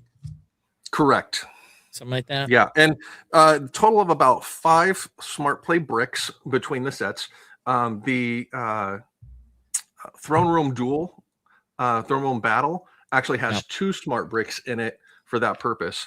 All of the other sets do come with single brick sets. So I'm going to throw this up real quick. Yeah, single smart play on the other ones. I think they needed 2 for the throne room so that they could duel. Correct. Yeah, you could So hear the- here's one set that I picked up today, and this is the X-Wing set.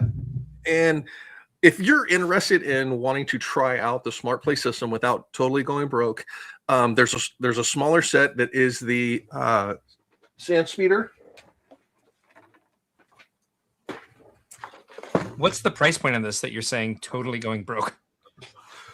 Well, these are more expensive than your normal Lego sets, and the sand speeder here, I want to say, is a $45 set.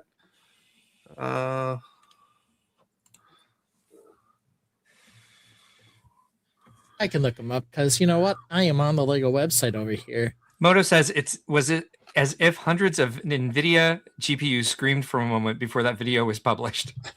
Yeah. The X-Wing With is silence. $90, and the Smart Brick compatible but not starter system land speeder is $40. Yeah, so this speeder here is $40. Doesn't come with does not No Smart Brick. does not come with the smart brick. So these two alone, you're at just about $130, $120. Yep.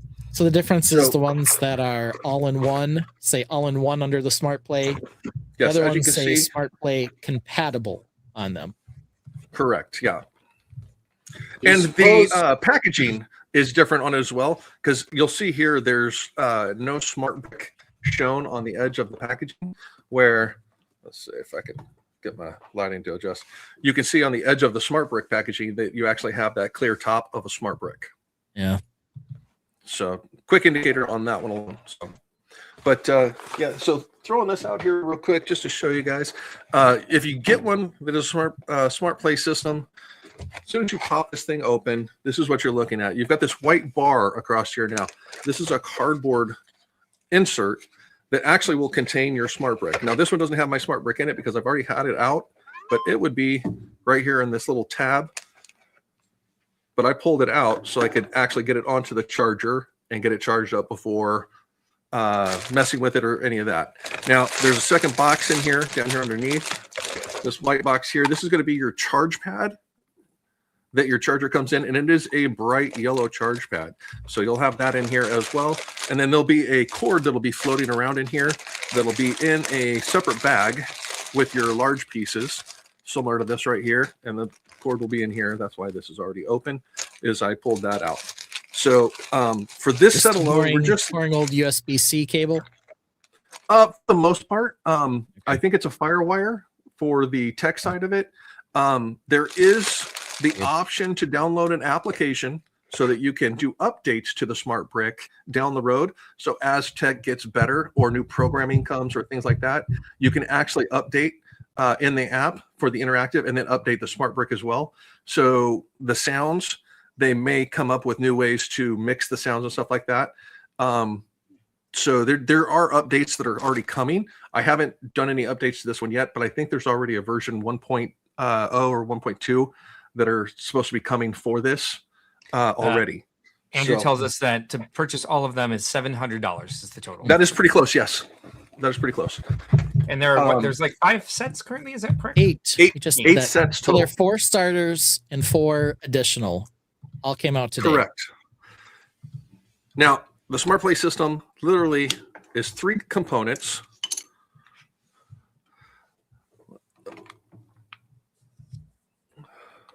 So with the 3 Got a components, what you'll tile have, and a minifig and a brick. this is it right here. Yeah, this is what you get. Now, one thing I want to point out very quick is you did get a new mold with this R2. And there's been a lot of Star Wars fans that have been adamant that they don't like it. But one of the reasons I do like it is because, one, you can actually take his head and swivel it now, which is something you couldn't do on any previous R2. Now, the downside to it is it does have this large red marker tile on the back. Now, if this would have been a white tile or something like that, I would have definitely preferred that. It would have been a little less ostentatious on the back of him. The Scarlet Letter, yeah. Unfortunately, it'll probably get burned at that. But if you're not really paying a lot of attention to him from the back, it's there. But if you flip them around, it's about as noticeable as the other markings on the smart figures. Okay. So- Sigs Bricks is here. Hey, Sigsby, how are you? Good to see you. Says, bought 2 What's up, smart Sigs? bricks and 2 chargers on Whatnot streams today. $18 for the first set, and then $25 for the second. Figs were $11 each. Tron says that's a $700 save on his end. Well, you know what? And then that's the whole thing. This isn't for everybody. And if Yeah. you're a Star Wars fan and this impacts your collection, obviously, please don't buy it. That's fine. I know well I'm not the target market for this. Like, it's just Well- this is meant for kids who want the interactive, who want this type of digital interactive play. Oh, for sure. And I don't buy Lego this is to set up. play with it. So Well, this is set up to interact across themes too. So this smart brick will interact with smart Marvel sets, with smart Ninjago sets, with smart town city sets. Anything that's going to be in the Smart Play network now is going to have these and be included with this. Waking it up is literally just to shake it. You get the indication there, and then you can literally get the mic What here did a he little say? closer so you can hear that. Well, and that's the thing is you don't have like true audio files for it. yikes. I don't know what he's saying. Is that the Jawa? No, this is Luke from the X-wing. Now, none of the audio files are real Star Wars sound files, and the reason they did this, they explained this actually in the live today, was because they want to continue to create an imaginative build for the kids. Or for the builders. So when they buy the sets, this way they can change the story. So it's not this person has to say this line every single time in this situation. If they wanted to change the story, they can change the line that person's going to say. This is my opinion on that. Yeah. Well, No, it's kinda like you know what? The And that's- latest Star Wars that's really games good. did that, didn't they? They're all meh, meh, meh, meh. Well, that's the thing is like, it does feel to me like justification, but at the same time, if that's true and we see that happen, great. Well, it's 'Cause kind of like watching. I like the concept. It's kind of like watching Charlie Brown cartoons when we try to talk to adults. Right. So Sigsby ordered the entire wave, and it should be here tomorrow. Yeah, I know. I think the same thing, Joseph. He said blah blah blah blah blah. Yeah, he did. Yeah. And any 6-year-old who has seen Star Wars will point that out. That's not how it sounds. That sounds cute. Now, when you add a tile to it, that's when things start changing.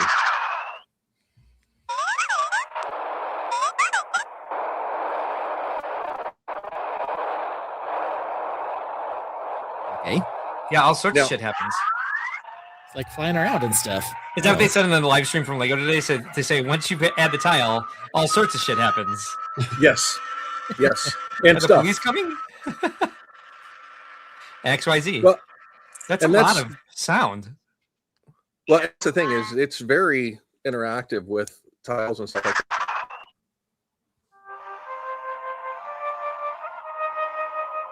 Got demonetized again. Yeah. No, That's- the tones are off on it, so that's Can you control what sound it ends up making, or you can. The tiles themselves are what actually will dictate what the sounds are. Like this one Okay. here is actually just the refilling cart and the mechanic hammer and that stuff for the X-wing. So this isn't even the X-wing thing. All of the sounds you just heard were literally just from that, from the cart that goes with the X-wing. So I haven't played any of the X-wing sounds or any of that. The R2 and Luke.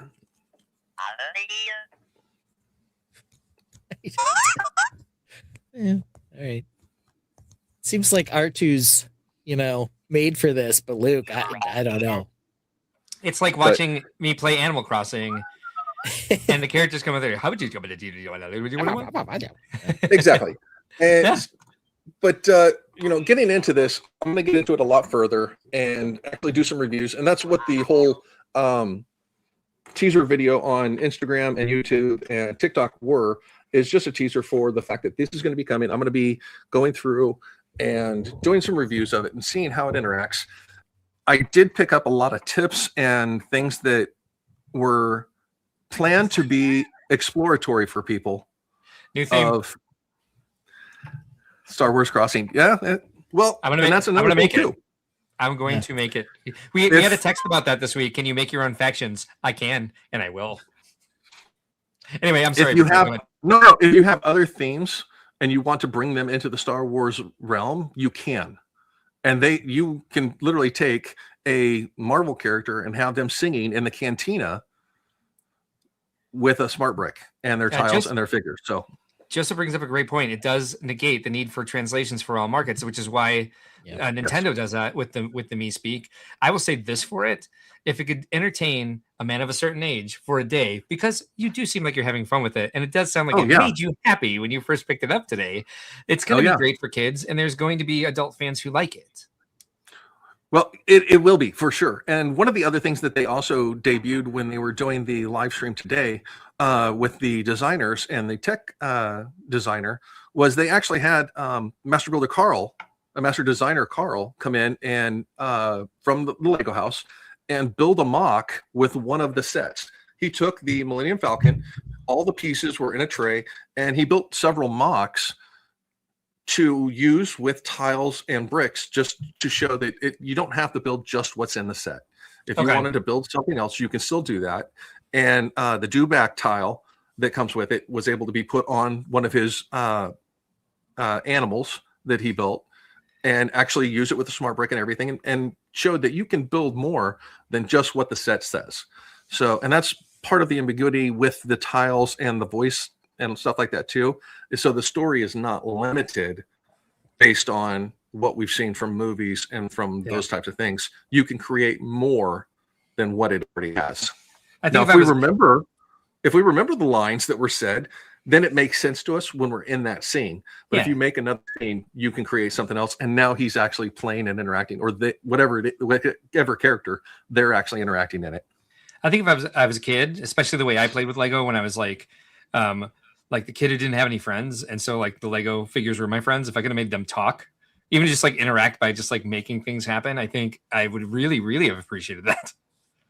And that's one of the biggest sales points that I've been trying to push with this is if you have only children and stuff like that that don't have friends, that introvert children for kids with no friends. That's a marketing ploy right there. Introvert kids that don't have interaction, it makes them interact. That's cool. And it takes it out of a controller.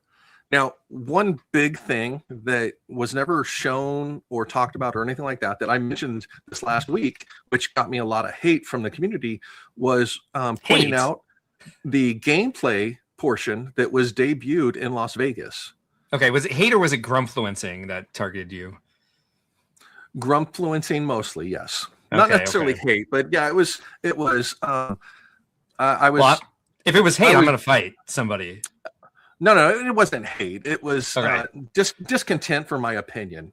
Okay. So not hate, but discontent for the fact that I was promoting something that impacted their collectability. So, but like I was saying, the Las Vegas. That's rational. Well, yeah, no, and I totally get that. And I just made sure that I asked them to tag Lego in all of their promotional stuff so that Lego can see how much I'm trying to promote this product. So, you know, if they don't like it, that's great. But there is somebody that is promoting it and does like it and has some valid reasons for it. But like I was saying with the gameplay section is they showed. Sorry. Yes, grumpfluencing. Yes. Remember that, Bethany? Oh. Keep that term, write it down. There's a song. We try to avoid discussing it as much as possible to not put a negative light on things, but it is something very common and happens quite a bit when people just don't necessarily like stuff. Also, and we don't say it so much because we haven't made a video for the song yet. We do have a song for grumpfluencers. And look who we invoked.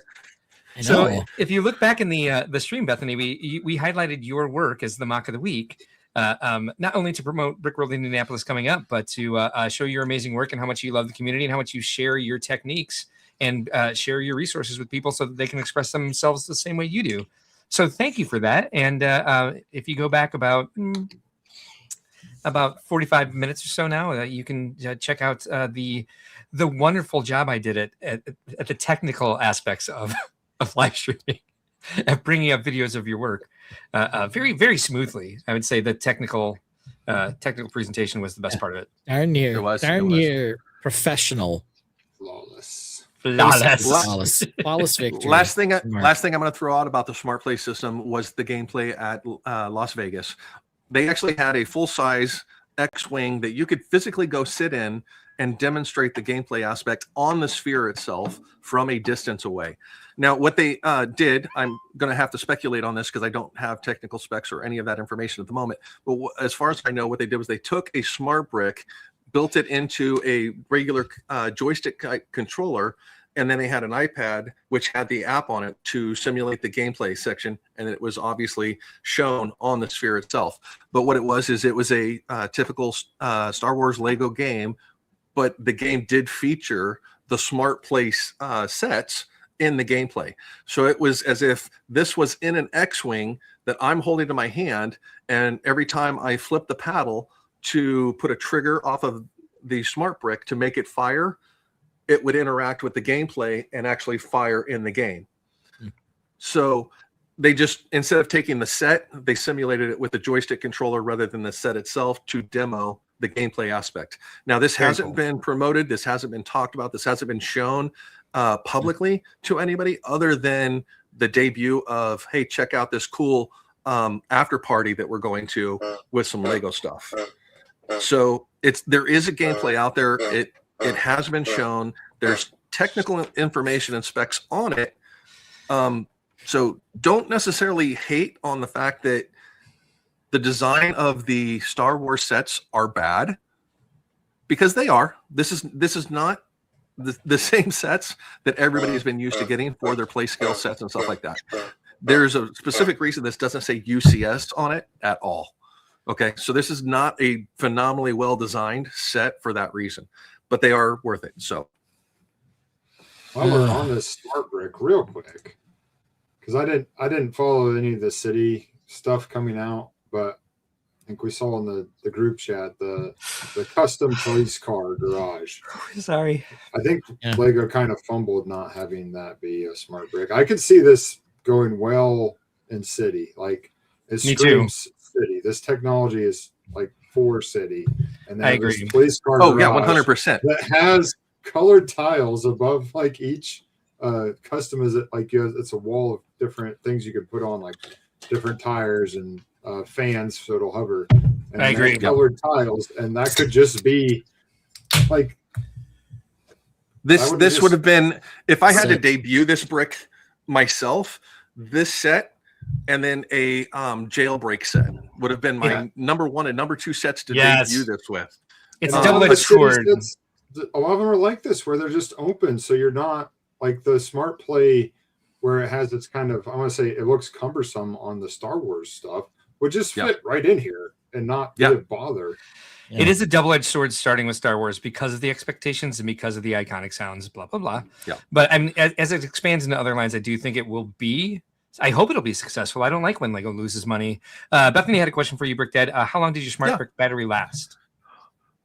You know, I haven't really had the opportunity to go through a full timeline test on it.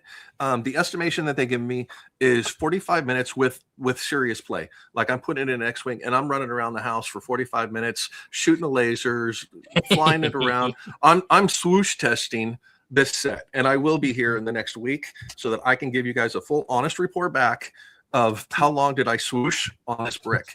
But please wear one of those, like those body camera harnesses and put your phone in it as you swoop. Please. I will. Yeah, thank you. Yeah, I appreciate that. Yeah, I will have a swoosh cam so that you can see it swooshing through my house and around. I may even go out to the neighborhood if the weather's nice enough, and I'll swoosh it around the neighborhood and at the city park. I'll swoosh it at the park. Awesome. So that everybody can see that. I may even take multiple sets to do it. Yeah. You know, our Star Wars knowledge cannot be topped. And, you know, forget about Cool Han Luke, forget about ACOB, because I got a question.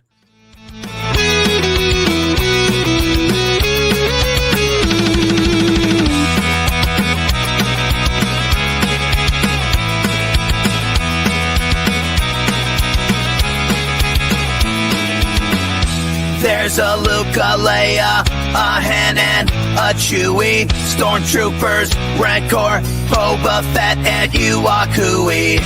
Obi-Wan, Tornaker, C-3PO, come on. Do you even Star Wars, bro? Do you even Star Wars, bro? Do you even Star Wars, bro? Do you even Star Wars, bro? Do you even Star Wars, bro? Do you even Star Wars, bro?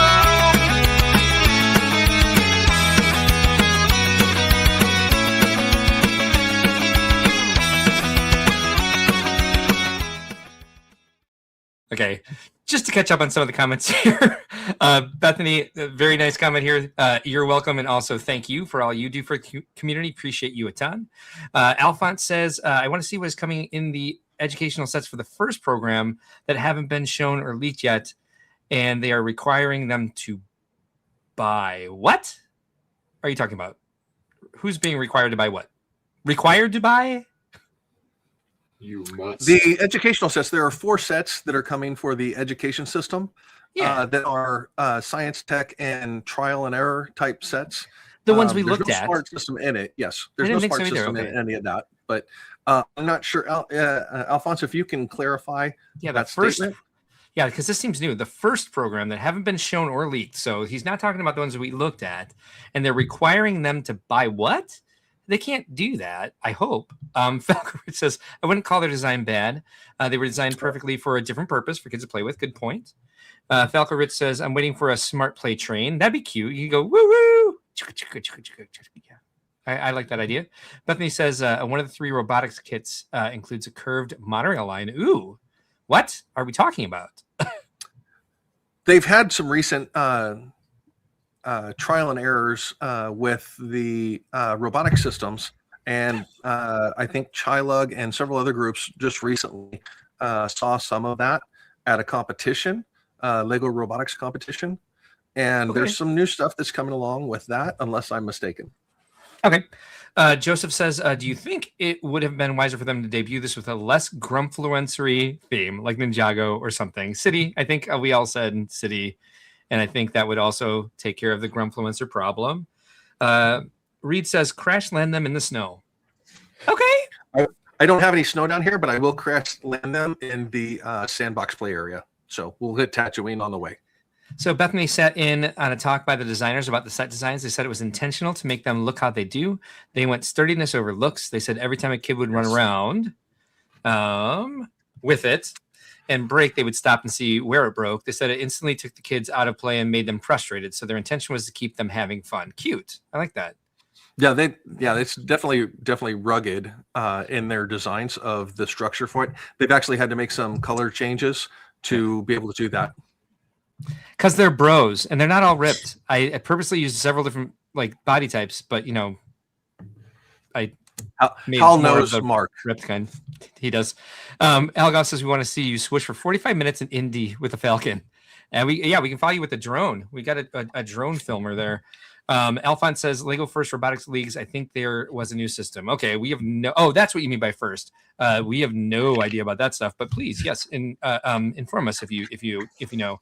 Bethany says it's from the education Lego site. They have 2 years to transition to the new one. It's called Computer Science and AI. Okay. Wow. Okay. All right. Well, that was Smart Brick, everybody. Because what news did we have? None. Yeah. But that's fine because we're going to talk about a lot of set releases after our silliness segment. And today's silliness segment is apparently titled Before and After, and it will be brought to us by everybody's favorite host, the person who actually shows us the CBO himself, Mr. Mark Larson. What do we got, Mark? We've got before and after this evening. So this is how this is going to work. A little bit of a game. I'm not going to ask everybody their opinion on each. We'll start with Ben. We'll go to Brickdad, then we'll go to VMAC. Not keeping score, but if you guys would like to, we certainly can. Basic idea here is before and after this set plus this set equals this set. And since I came up with this just so there would be a banner, just so VMAC Attack wouldn't bitch at us about not having a good banner, I made this one extra, and it's a little bit of a stretch. It depends on more of the theme than the set name itself. And so let's see. Let's get back up Right. here. What do we got? So we got the Jungle Explorer plus Explorian Scorpion Detector, which gives us the Jungle Explorian Scorpion Detector. Got it? Aha. Okay. All right. All right. So that is the game. Are you Got guys it. ready? There's 10 Got it. slides. All So we're gonna right. see 10 before and afters. First one goes to Ben. Ben, what is this? Okay. This is a burger truck and a Der Burger. So is this the Der Burger truck? Damn, you're good at this. Der Burger Truck. Yes, Yes. of course.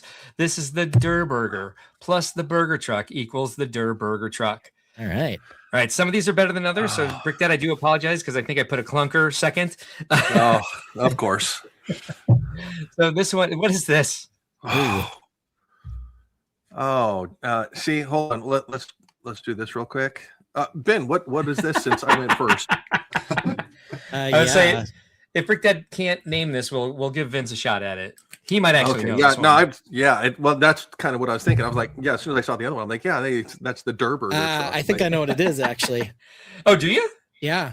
All right. Well, actually, Vince would be next. Technically, like keep your asses in order here. No cheating. All right, VMAC, do you know what this is?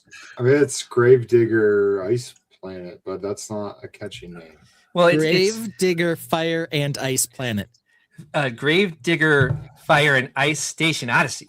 Ah. Very close, very close. Ah. So yes, this is the Grave Digger and Fire and Ice plus Ice Station Odyssey equals Grave Digger Fire and Ice Station Odyssey. So VMAC, you are up next. Ice Station Odyssey. This one is for you. Oh wait. I'm sorry. There. What's the difference? It's got the little things coming off of it. I know it's because that salamander is a fire salamander, and so it's like that's part of its character. Is it just kind of like sets on fire every once in a while. You guys recommended this movie. You said, yeah, it's pretty good. I watched it about halfway through. I waited till I saw the salamander that sets itself on fire, and was like, okay, at least I saw that, and did not watch the rest because I thought it was pretty stupid. Anyway, do you know what's going on here? So it's the Hedgehog Valentine's Day mushroom, and then the axolotl Olaf thing. Yes, So the salamander, correct. So that would be Blizzard Love. So Ben, do you know the name of the set? VMAC identified the two sets it's made out of. Yes. Yeah, there must be a picnic involved in some of this because I think that's the common word here. It is the common word. Brick Dad, do you know the actual title of this set? Well, we've got the Oxymander right there in the front, and I can't put the words on it, but yeah, All right, Maybe everybody. like Olaf picnic date. Okay, Olaf yeah. and Bruni's picnic date. Yeah, very Right. good. Bruni, And this Bruni. is Olaf and Bruni's picnic, and the Hedgehog picnic date equals Olaf and Bruni's picnic date. Ben, you are up. All right, that was close. What do we see here? One thing is for sure, this set is plain bonkers. Well, this is the this is Lavatraz monster in a garbage compactor, trash compactor, or it's at least a Lavatraz guy. Maybe I'm pretty sure that's supposed to be the Lavatraz monster. Yeah, it's not a Yellow Xenophone for the win. Lava trash compactor. lava trash compactor. Nicely done. Diorama. That's not on there, but it needs to be on it. Diorama. For those of you who don't know, this is Lavatraz, Lava Traz yeah. plus the trash compactor equals Lava Trash Trazapactor. Compactor. It should be the lava Traz compactor. Just help me out. No, you're all good. All right, Yeah. so Brick Dad, this one's for you. Oh, jeez, here we go. What's happening here? Well, this How did I is get two this sets. one? This is the modular diner, and the upside down Stranger Things house. Yes. Can I buzz in? I'm trying to think what the original names of them are. Give him a chance, and then it's up to VMAC after that. Okay. Was it upside down diner?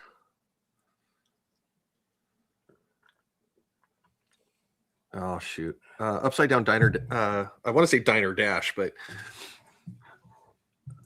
No. VMAC, do you know? Upside Diner. That is what Jazzy Viking Bricks guessed, and you're both wrong. Ben, tell us what it is. It's the Upside Down Town Diner. You got it. The Upside Downtown Diner. Very good. This is the Upside Down. Downtown. Plus the Downtown Diner equals the Upside Downtown Diner. Very good. Whose turn is it? Does that go to VMAC, correct? VMAC. Yeah, it's VMAC. VMAC, you are up with this one. What's happening here? Oh, I have that set. I don't know what it's called. That snowcat. Thou shalt not trash. I'm kind of liking the color of that snowcat, but yeah, and that color scheme is pretty good. I don't know the name of that Elsa set.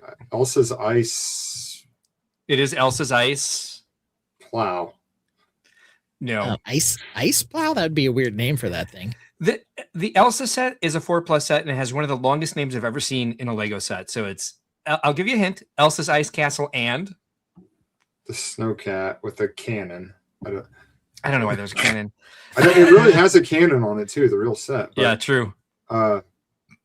Elsa's Ice Palace. It's not called Snowcat. I know it's not. It's not. I pass. All right, Ben. Elsa's Ice Planet. Elsa's Ice Castle and Snow Groomer. Snow something. Oh, okay. Elsa's Ice Castle and Snow Groomer. So this is Elsa's Ice Castle and Snow Ride Adventure. Okay. Plus Snow Groomer equals Elsa's Ice Castle and Snow Groomer. So Ben is next. Is that correct? That's weird. Okay. Yeah, sure. I can't even remember the order. Hey, these are easy. Sean. Sean, sir. Sean. I got a picture for that. All right, Ben, what's happening here? Oh, this is M-Tron and Tron Legacy. These are the Legacy bikes. I don't know what the come on, Ben. It's just easy. It's M-Tron Legacy. Yeah, but it probably they probably have a special name, but M-Tron Legacy. Light bikes. But yeah, M-Tron Legacy light bikes. You guys did it all together. It's M-Tron Legacy Light Cycles. The name of the set is actually only M-Tron Legacy, which I only realized after I made the slideshow, and I didn't go back and fix it. But yes, this is M-Tron Vector Detector plus Tron Legacy Light Cycles, and it's the M-Tron Legacy Light Cycles, which look hot as hell to me. M-Tron Legacy, we got it. We got it. Yep. Yeah. Groomer is so much prettier. I know. I don't know why they called it a snow groomer. It must be like a European thing. All right, so Brick Dad, you are up next. What? Oh yeah, let me roll another one. So I got this one. All right. I think this was unfortunately. I think this was during Brick Dad's Dark Ages. He might not know what this first set is. Well, it's The Simpsons, and that's the cop from The Simpsons. Yes. Shoot. I know it. I can't remember the name of the train. Mac's excited for this one.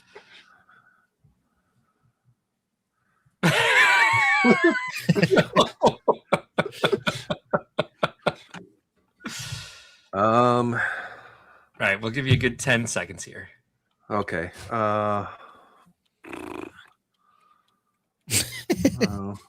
Mac's so excited. It's not Thomas the Train or Wiggum. No, 10 seconds is up. I'm going to go ahead and hand it over to VMAC. VMAC, what's this called? Super. Oh, he went silent. He couldn't say it. What? Your audio cut out. Say it again. Go ahead, Vince. Say it again. What? Nope. He couldn't. He couldn't get it out. I guess it's me. Oh, I guess it goes to me now. Yes. No, he did. He knew what it was. It's the Super Chief. Wow, you're both actually wrong. It's the Santa Fe Super Chief Wiggum. Right. It's the Santa Fe Super Chief. Yeah. It's the Santa Fe Super Chief plus Chief Wiggum equals Santa Fe Super Chief Wiggum. Yes. Santa Fe. Yeah. Okay. Yeah. I think we only have a couple left here, and this one's up to VMAC. VMAC. VMAC, what do you see here? Best set ever bed and breakfast. Oh, it's close, but no. Do you give up, or should we pass this one on to Ben? I'll let Ben take the honors of Yellow Castle. That's the Yellow Castle bed and breakfast. You are correct. Is that where Peter lives? which gives us yellow castle, which was just called castle. So this is a bit of a stretch. Plus castle bed and breakfast gives us the yellow castle bed and breakfast, giving our last one up to Ben. Here we go. What do we see here? Well, that's a Fabuland car of some variety. It's a very happy car. That looks like a Range Rover, maybe at some point in its life. Oh my gosh, Sean says, I do choose. You should have been the Wiggum set. Yeah. Oh, yes. Yeah. Is that Animal Crossing? Yeah, sure, fine, whatever. It's a better set than some of the Animal Crossing sets. No one's gonna buy it. Is that why it's Animal Crossing? I'd buy it. It's cute. I'm going to answer this, and that is a Fabuland Rover. That is it. Vince, do you have a fuller answer than that? Fabuland Rover Explorer. Flower Rover. I think that's a Defender. There you go. Fabuland Rover Defender. Okay. Fabuland Rover Defender. That is fabulous. And again, this is Bunny's camper, so I did cheat on the last one and did theme instead of like I told you there was a couple like a little bit off there, but the Fabuland set plus Land Rover Defender equals Fabuland Rover Defender. I do want to talk real quick since that was our last one, and great job, you guys. You got most of those, or at least you're on the right track. And good job to the chat for picking them up as well along the way. Yes, well done, chat. Let's talk a little bit about being sensitive because this segment. Whoa! The green cloud above it kind of. At first, I thought she just had gas, but. Oh, it's just the treetops. No, it just matches this. It just matches this. The so as much as we talk about be sensitive viewers beware, this segment uses AI. I will say we had some pretty horrible clunkers here. This was the initial thing that I got from Olaf and Bruni's picnic date, and then it gave me this. Which, oh my God, which no. I don't know what happened to this hedgehog here, but let's talk about what happened to Bruni. Bruni's on the ground like, please kill me. Does he have fangs? What is happening? I don't know, but Olaf has like a chicken drumstick as a nose, and I do believe he's melting. Yeah, what's all that? Is that snow wrapped around the mushroom? Yeah, driving that train. What the hell's coming out of the mushroom up above it?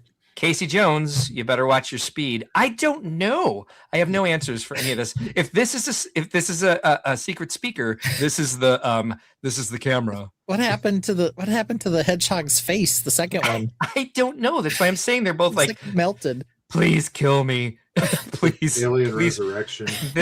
Yes, very much like that. Man. And then this was the initial Explorian one. And we had, let's see what else. Space Tiger. They just decided to make their own Lava Traz monster at one point. But as much as there's a lot of slop in there, things like this, I was like, oh, I could actually do this a lot better with actual Fabuland parts. Yeah. That's amazing. This is one of the things that it came up with for Mtron light cycles. And I was like, oh, that's baller. Kind of baller. Yeah. Yes. Thank you. That's the exact word I intended to use. 100% baller. And these are like, so I will say, I agree. I'm tired of seeing AI slop. And we use it here. We use it for jokes. We use it for quick jokes. Because in retrospect, I've been like, man, if I was made out of time, I'd have made a Fabuland Rover Defender and been like, look at this, guys. I actually built something for this silliness segment. But in the ways that we don't like actually try to put it out there as our own work or replacing anyone else's work with it. But I will say a good use for it is if you're looking for inspiration for something and you're stuck and you can't see it in your head. It's like VMAC Attack said earlier. He's like, I can see where this is going. I can totally see where I'm going to do this. I didn't make a drawing, but now that I have it in front of me, I know where it's going. If you can't have that picture in your head, if you don't know how to draw, because I base a lot of my own work off of doing original drawings first, because I want to build it I want to design it off original work, original ideas, and then be my ideas. But if you're stuck and you don't have those skills to draw, and you don't have like the you haven't had enough practice taming your imagination, I don't think there's anything wrong with asking AI to create an image of what you're imagining to see if it can get you there, as long as you don't pick up that image, put it out there and be like, look what I built out of Lego. Use the image to reverse engineer it into a build. 100%. 100%. Because it will end up your own original creation, because this piece here doesn't exist. You can't do this with real tires and put these things around them. And there's you will, even if you want, even if this was possible to build in pieces with every piece being a real Lego piece, you don't have every one of these pieces in your own collection, and not all of these pieces actually exist in these colors. You would find a way to get the look that you want, and you would develop your own techniques along the way. So I don't think there's anything wrong with using AI in Lego design as long as it's private. We use it here publicly for jokes. So another thing, Mark, also what you're pointing out there is the prompt that you write in from your imagination is not going to be the same prompt that anyone else uses, because it's your version of what you're seeing. So 100%. How this picture, the AI picture, comes out to you will look completely different than if somebody else wrote a prompt for some M-Tron light cycles. You know, it's you're going to get a different prompt depending on how you describe it, what you describe, the colors, and all of those types of things. So exactly, don't be afraid to use it for inspiration, not advertisement. Copper Valor does that. Oh, go ahead, VMAC. Go ahead. You can use it a lot for your layout. Like if you have you can take pictures and throw them into Google or whatever and say, hey, what would this look like if this church was on the left instead? I did that with the pagoda house. I took a picture of my mock and said, hey, how do I get a tea house in here or whatever? Like, or how do I make the tea house have staircase to the house? So I do want to bring up some of these, which I do really like that this is where this is going.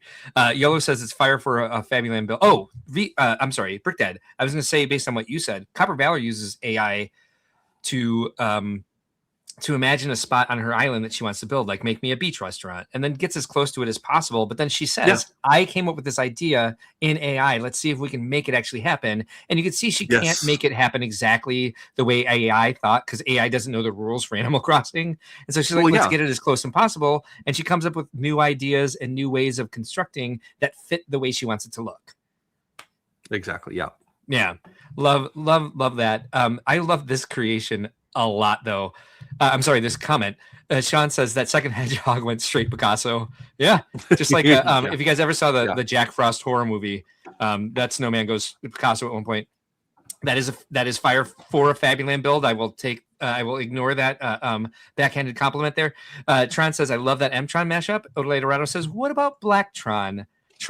Yes, we can come up with a standard for this and do an entire collaborative based on light cycles, based on other space seams. Tron says that would basically just be replacing the red and white. Sure. And Smokey Smokes wishes that was a legit set. Tron says there's nothing wrong with what we're talking about. Thank you. Now I have an idea for the Tron Legacy set. Nice. Reed says, trust me, I have probably 125 different AI songs. Oh, dear Lord. I would never share my catalog. All with different beats and singers. I only end up with about a dozen I would like to use. Yeah, same. I played one for bed on Friday night, and everybody else who was watching, that was just kind of like, why did you write a song about your dogs? And I was like, because I wanted to be able to share something with my like normie friends. Yeah. It's normie. It's about Cheeto and Orion, as you might guess. It sure is. Return of the Mutant Killer Snowman. Yes, exactly. Someone else has seen it. I don't know. I was in college when that movie came out, so I watched it high. And I thought it was brilliant. All right. Good old booger booze, as it were. Yes, my sweet little baby booger booze, as the song says. Yeah. Well, it's almost time for Set Election Sunday. Ooh. But let's get some quick bio break action in for everybody.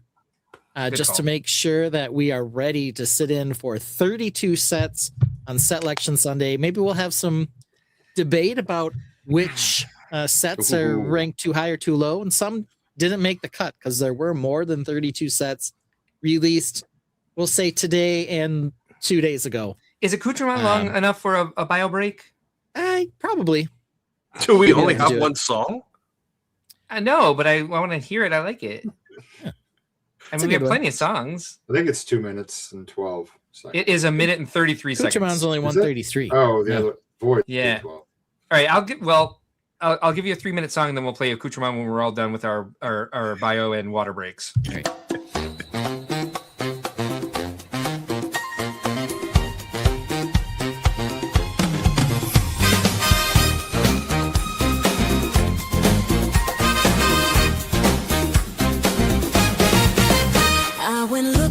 sunflowers, a packet of seeds.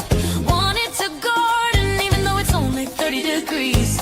Winter don't scare me, I'll plant in the snow. But what showed up, man, I don't even know.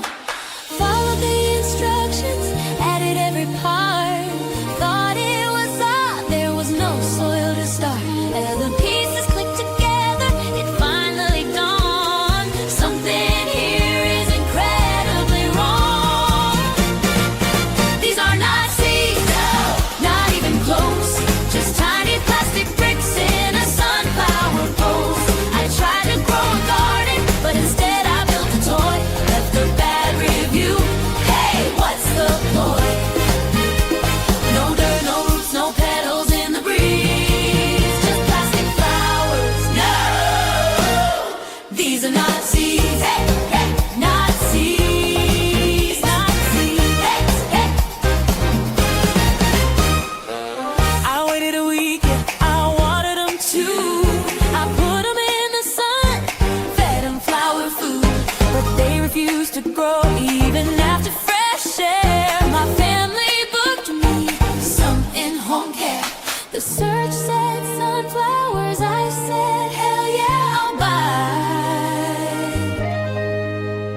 But plastic blooms don't blossom no matter how hard I try. Now my friends keep asking, how's the garden going? And I say it's plastic, it's flimsy, and it's not growing.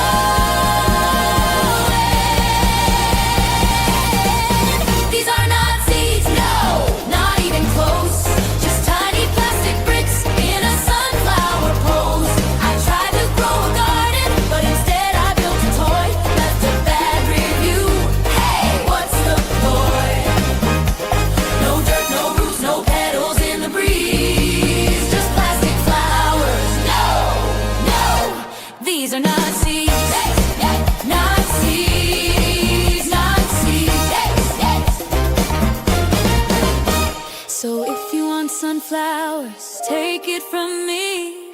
Read the listing twice, 'cause these are not seeds. These are not seeds. These are not seeds. These are not seeds. No, no dirt, no roots, no petals in the breeze. Just plastic flowers. No, no, these are not seeds.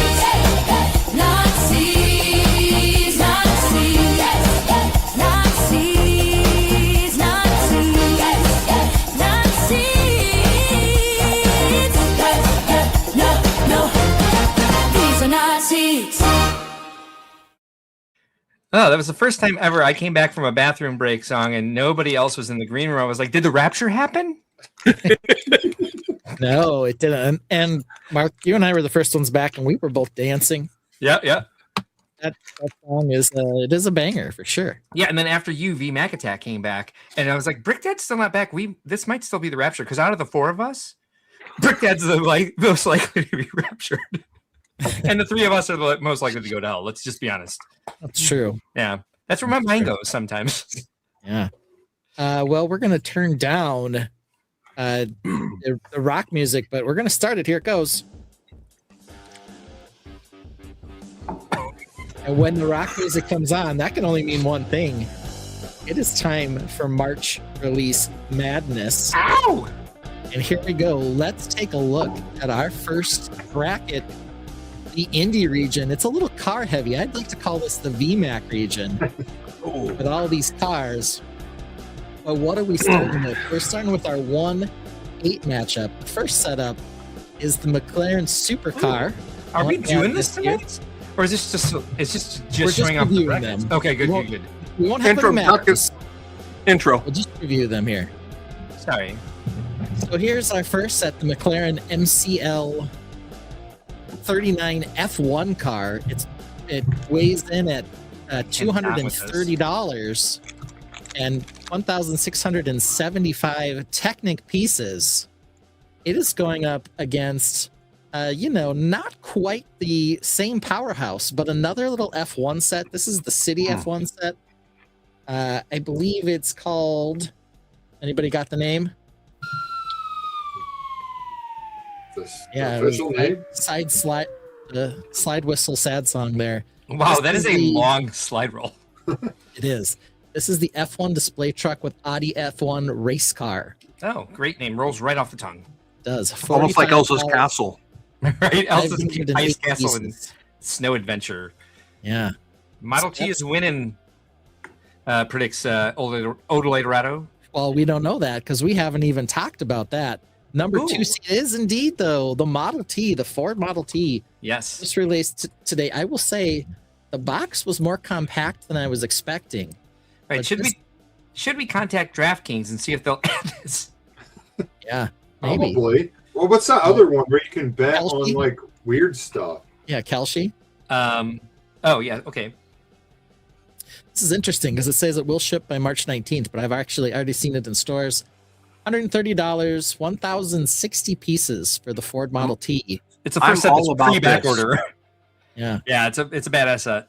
Are we thinking that this is a good number 2, or maybe should it have been the number 1 in the region, right? I We mean, don't it's know just yet. how it went this year. I think it's number one, in my opinion. I Based don't think on it sells. It's up against the major turd. VMAC, how many times have we already seen that I'm F1 not car? saying that McLaren's a good car, the best set in March, but No, this is your fault, it'll VMAC. Will outsell that Model T, I almost guarantee. Wow. Yeah. That Model T is Internationally? a lot smaller group of people that want a Model T on their shelf than the McLaren. Yeah. Well, we're going to leave The this up. collectability of it, though, is I disagree Yeah, with you. I'll look up the sets to give you the speeds and feeds, but we'll leave this up because we don't need to get a good look at the London bus because there's been about 50 versions of the London bus and they keep making them. Yeah, nobody This cares. is a $20 set. It's going to get trounced in the first round. We already know that. It's hideous. All right, we're going to move to the number 3 seed. This is the Ferrari Michael Schumacher car. So that this should is- have been the one. In my This is opinion. the 1 seed for VMAC. This is the third of this sort of driver plus enhanced car design that they've done. It's $90, 735 pieces. It's going up against the number 6 seed. These were announced a long time ago, but they didn't go on sale until just recently. This is the Batman, I believe, from the animated series. No, this is the Batman and Batman and Robin Robin. Batmobile. Yeah, we had to pick one of the Batmobiles to make the list, and this was the one that made it. That's all I can say. That's the full description I can give of this one. The number 4 seed. I know Vince was very excited for this one. It's the Batman logo. It is $80, 678 pieces. Does come with a gold Batman. And it is going up against the new Audi F1 car. Also a Speed Champion car just released. Vince, this is clearly the Indy region. This is clearly the Vince region. What do you think of these sets, Vince? I mean, I think they're all good sets. I think that I would have put the Schumacher as the 1 seed, and probably the Batman 20th anniversary is the 2, Okay.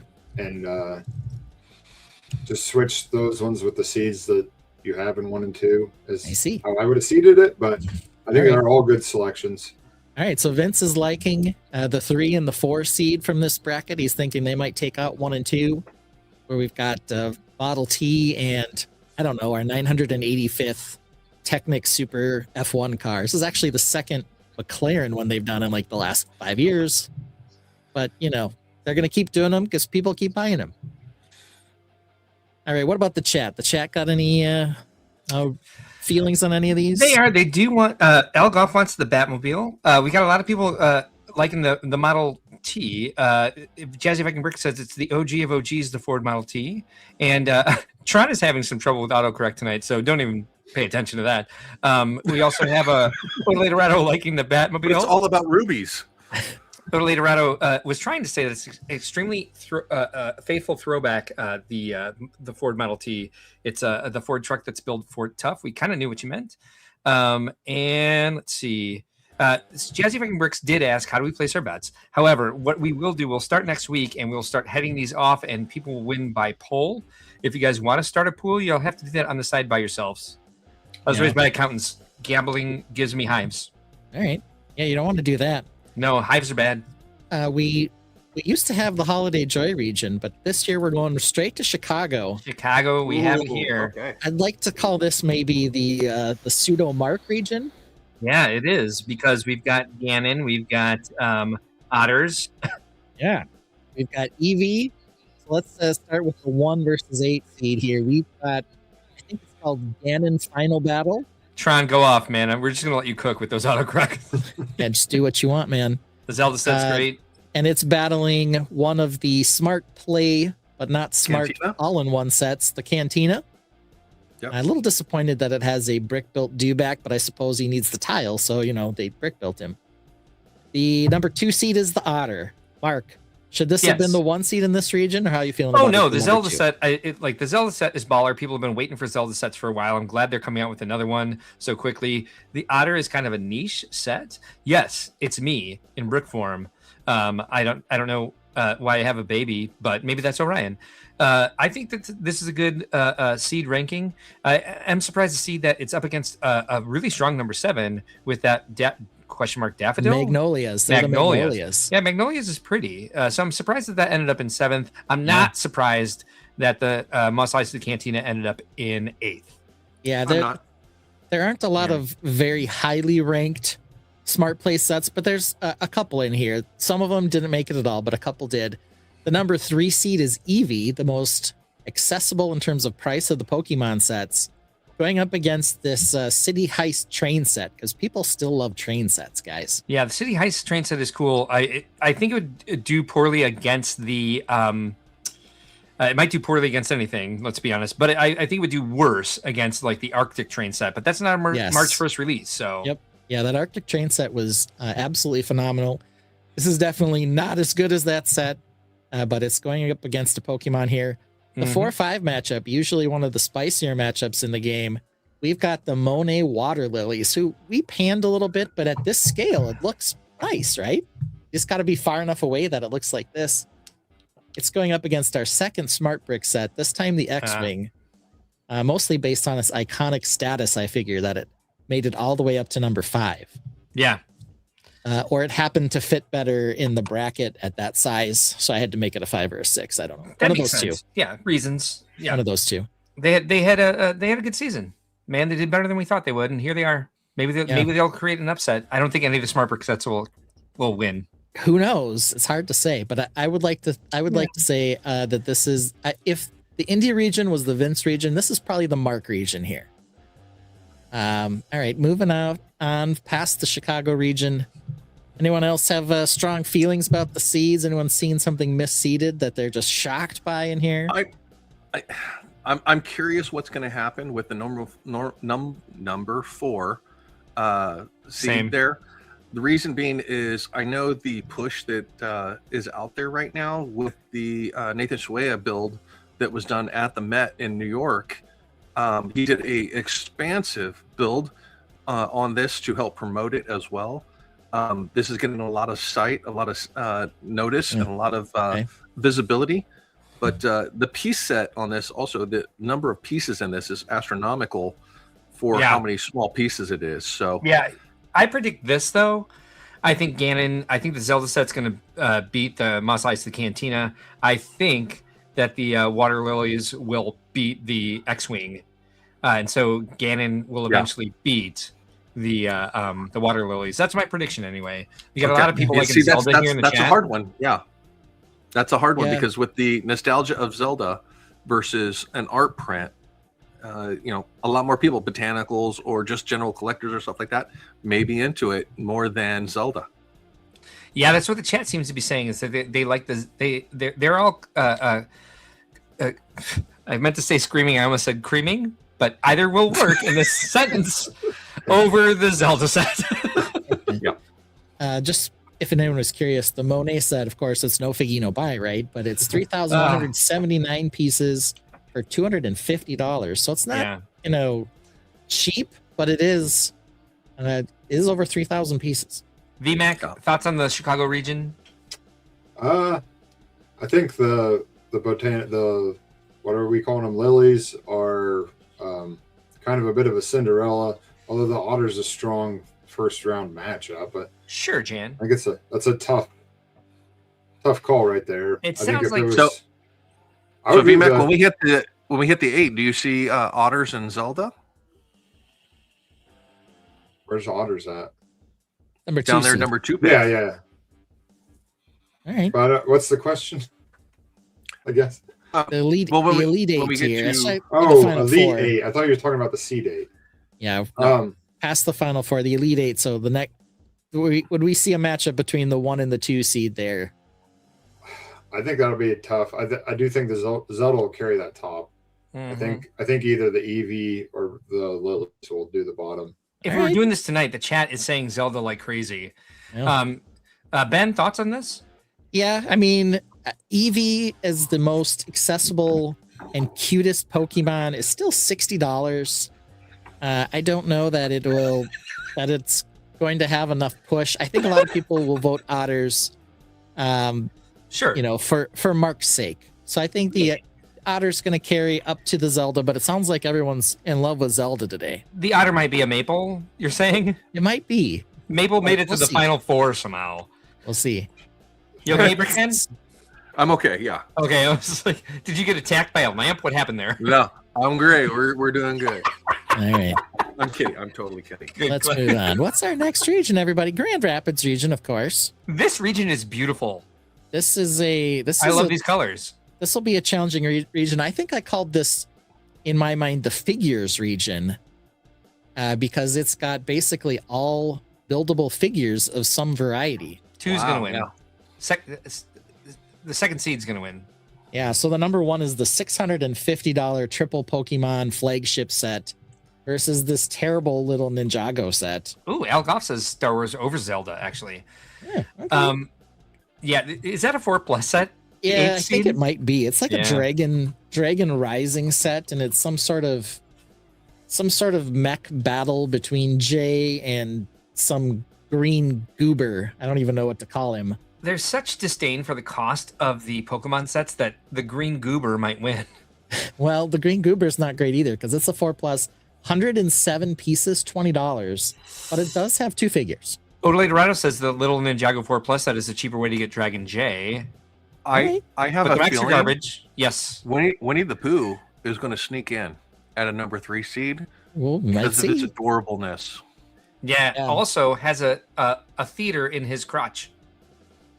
Yeah, let's get to the number 2 seed. That is Lloyd's Titan Mech.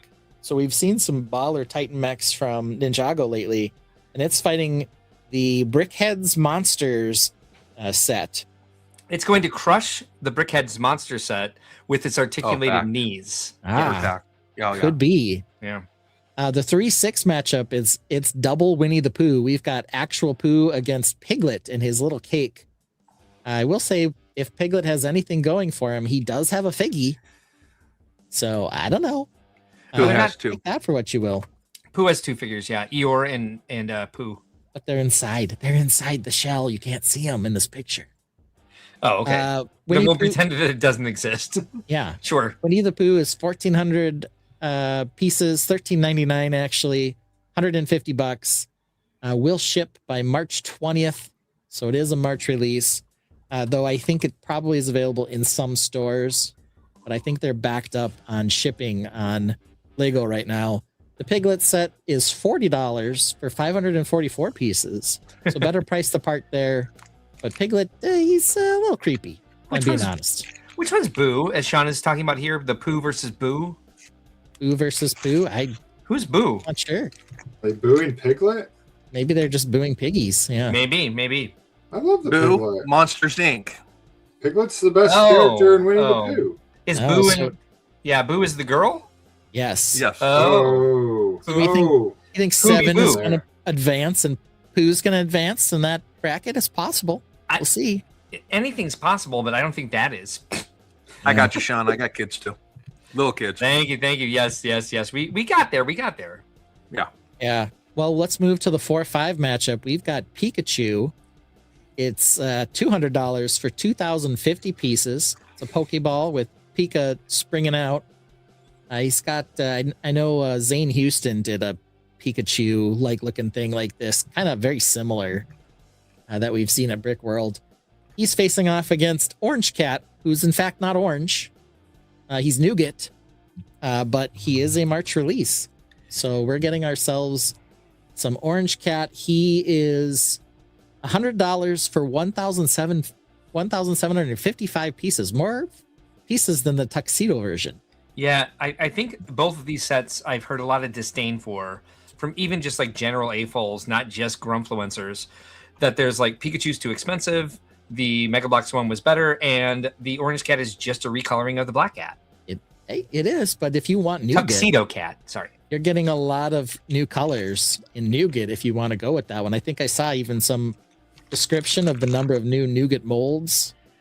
But yeah, Orange Cat, he's at the 5 seed. Sounds like people are thinking 4 and 5 too high based on price and or the fact that it's more of a recolor. Though some people like Lene, she loved that they did pink roses after red roses. Yes. Some people don't mind the recolors. However, if you like yellow, whatever, help me out with this because I understand all of these individual words, but they don't make sense to me. Together, Alphonse says, based on Bethany's Brick Nerd Pooh Bear review and swapping his eyes to many creepy poses, Pooh Bear wins. Oh, okay. I think Bethany did a review on it and Apparently. changed the eye positions And so he's going to vote for orientations. Pooh Bear over Piglet because of Bethany's review where she changed his eyes to make him look creepy. She made him creepier. Okay. Less creepy. There's Made him a look there's a less mod creepy. to adjust his eyes to look more natural. Okay. I don't think he looks that creepy, right? Honestly, in this picture. I don't he's either. he's got hot dogs for eyebrows, but I Yeah. don't think he's that bad. And I believe, according to this, she swapped his eyes to many creepy poses. Yeah. So I think Alphonse is liking the creepy pose possibilities here. Sean says, appreciate it, Brick Okay. Dad. Dad's representing the late night streams. Y'all know Boo. Well, we got Ben up there too, but yeah. Little later on, it says Pikachu has a fused neck. He can never look down. Everyone should be like Pikachu. Never look down, guys. You sound like my trainer. Deep Lego Thoughts by Jack Handy. I love Sean, by the way. Yep. And Alphonse says there are like 20 different eye combos she made. Many are creepy. Okay. See, I thought so. I thought Thank you for interesting. clarifying that. Yeah. Thank you. Interesting. That sounds like a fun thing for us to eventually check out. Because who doesn't love Creepy the Pooh? All right. So that's our Grand Rapids region. Moving on. Your diet. Is any set anyone's thinking we haven't seen yet that might be a 1 seed? Sauron. Sauron. Okay. I don't know. Oh, well, here it comes. Oh well. We're moving It's to a Fort Falcon. Wayne. The number one Oh, seed. yeah. That might win the Ooh. entire tournament, actually. We'll see. It is the supersized Benny. It is the highest ranking for an oversized minifig Yeah. yet. Oh, JVB knew. Yeah, the upscaled space. Fighting Nice, a JVB. all-in-one brick set, all-in-one smart play. This So would did be the throne room. So did my new buddy Sean. Watch out, Sean. You might get banned. Accidentally, of course. We'll see here. We might have some reactions here in a minute. Number 2, we are doing the Sauron helmet, and it's going up against Sally's flower pot. Sure. Which is, I don't know, a fair enough one. Brick Dad says the They're both dark. Grumpsters don't like that the Sauron's helmet isn't metallic, but I believe Vince said he built it and he thinks it's fine. Yeah, did. especially He when did. they're brand new out of the bag and shiny, where they get dusty. There's Vince. He's got So- it right here. Look at that. Oh, I mean, I think it looks plenty shiny. I think Okay. it looks great. I was happy with it. It was a fun All right. build. Also got it on the 28th, so technically not a March release. I was going to bring him up on screen, and I'm way too slow. You already put it back on the shelf. You can got bring him. it back. You got him on the 28th. It was the official release date today, though. I Yes. think. All right, So- hold on. Wait, I can't. Wait. I got it. There we go. Nope. Thank you. It didn't give me the button to remove you from stage. Yeah, that does look great though, and it shines off your laptop screen there. Yeah, so I mean, once it gets dusty, it'll look grayer, but I think it looks pretty metallic now, brand new. Yeah, that head is just dark bluish gray. That was kind of the complaint. Yeah. The actual minifig, I think, is the titanium metallic or the pearl dark gray metallic. Yeah, and it has a Yeah. little more sheen to it, but I don't know. I was happy with it. Yeah, it made it back there to the wall along with Gizmo and Soundwave in the Back to the Future car. Yeah. So not too many complaints from Vince, and that's all that really matters, right? Is whether or not Vince likes it. All right, controversy here. The number 3 seed, a smart play, Millennium Falcon. It is a Millennium Falcon, but 3, is that too high? I guess we'll have to find out. It's going up against the Maersk. I believe this is the double container fuel ship or whatever, because they had a triple one before. This is just the double. Oh, double. Oh, okay. But it does have blue. I'm not sure if it's Maersk blue or some other blue now. That might be controversial. I'm not sure. I do think that's the medium azure. Yeah. A lot of people will probably be upset about that. It is Maersk blue? It's not. It's It is not. not. Yeah. It is not. Thank you. Yeah, some people really love this set for nostalgia reasons. They've picked these up over the past. I've never really been into them, but I do believe it's a fair number of pieces, so it's probably a fairly large model. It's $150 and it's only 1,500 pieces. So I don't know what Mark's laughing at. Is this the creepy eye thing you looked up or what? Okay. It was recommended by the chat that I do. You might have to take a look at that in a little bit. So it did. Let's see here. The 4-5 matchup. This is a little interesting. Our last matchup, it's the soccer ball, which I actually think is okay on the inside when you open it up. Sure. And Project Hail Mary, mostly because none of us know anything about it. It's apparently a book by the same person who did The Martian, and the movie's supposed to come out. Maybe it'll be amazing, but like I don't know that anybody's clamoring for this. But you know, it's a decent model, just not like recognizable to anyone yet.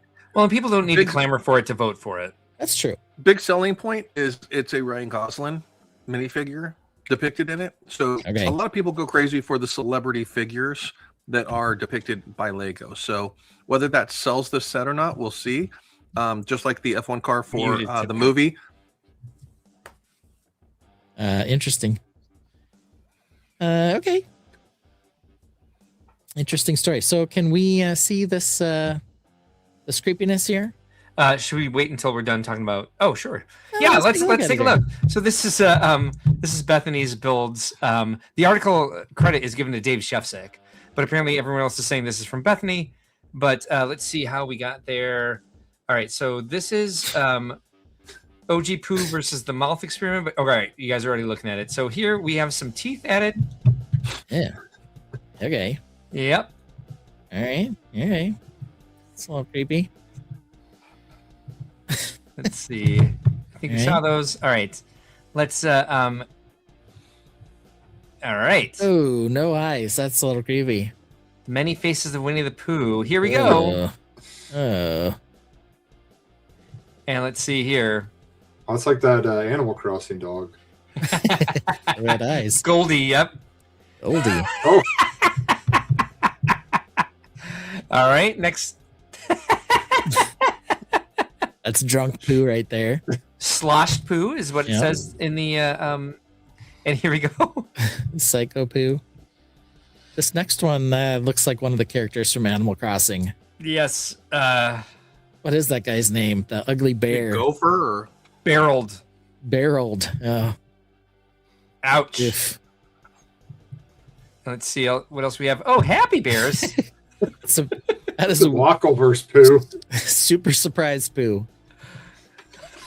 That's someone pooed in my honey jar Pooh. All right, here we go. Cyclops Pooh. All right. Huck Pooh. Okay. Oh. Potter Boo. Potter Pooh. Yeah. Not bad. is it Harry Pooh? Bear Doer. Yeah, so now let me click on those. Driglet. Happy Plant Piglet. Again, it with the hands. Stoner Pooh is amazing. All right, here we go. Oh, his head popped off. He's like Minnie. Okay. There's Pooh Panda or Pooh Anda. Harry Pooter. Yep, that's a suggestion. Mario Pooh. Okay. Piranha Plant Pooh. Hey, I like that Piranha one. Pooh. Yeah. Gru Pooh. What? Gru and Pooh? Nerd Poo, Mario Poo, Waldo Mario Poo, Nerd Poo, Luigi Poo. Luigi Poo. Forget about it, Poo. Hey, it's a piglet. What is happening, Poo? That's Operation Without Eyes, Poo. Yes. Yeah. Okay. Poo Moon. Teehee. Moon Poo? Moon Poo, yes. Oh no! Piglet. That's cute. Teaching him how to swim. I thought Is he that what was he's dead. doing?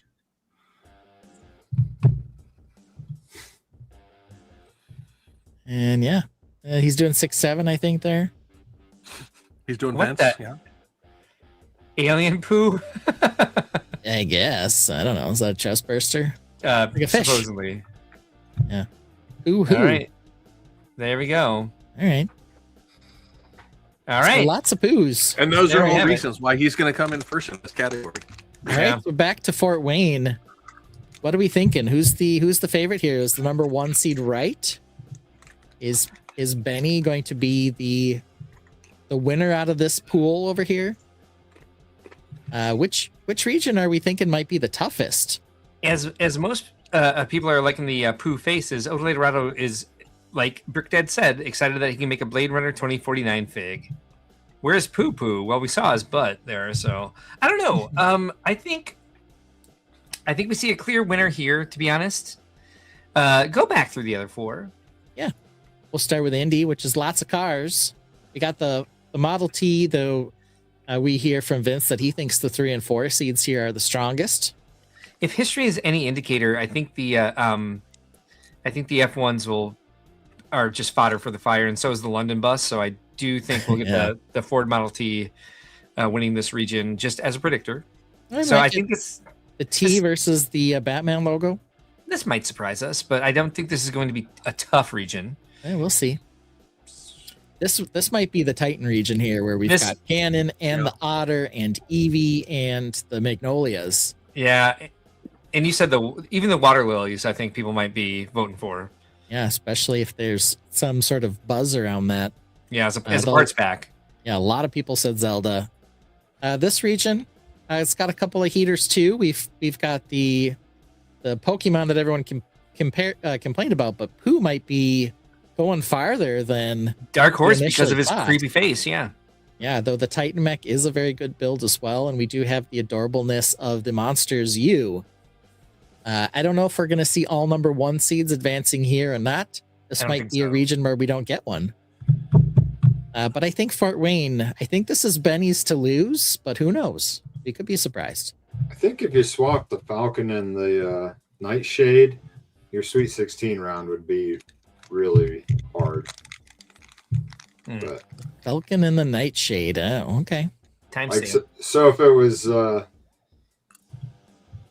If- the best 4 out of this are the Nightshade, Sauron, the Hail Mary, and Yeah. Benny.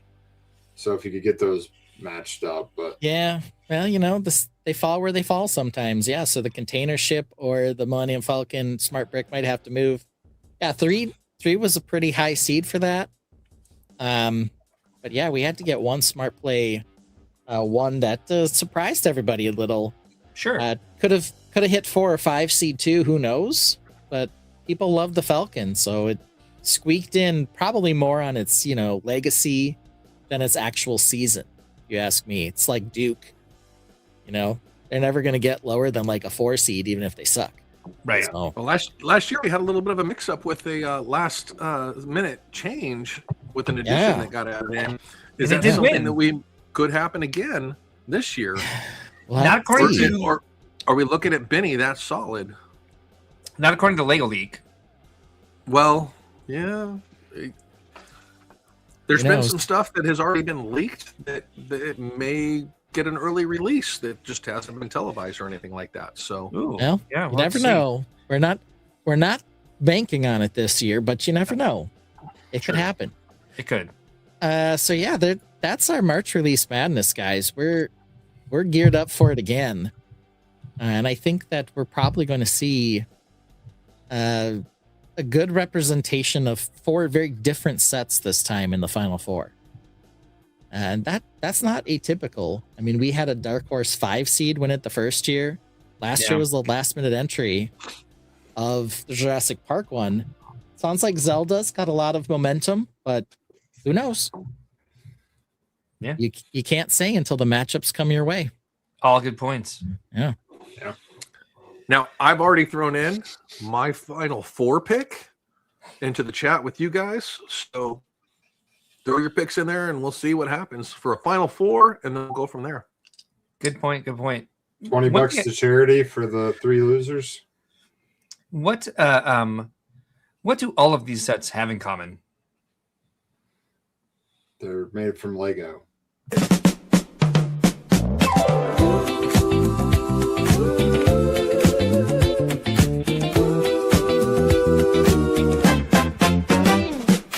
This is the style you aspire to. It's flawless, expensive, and new.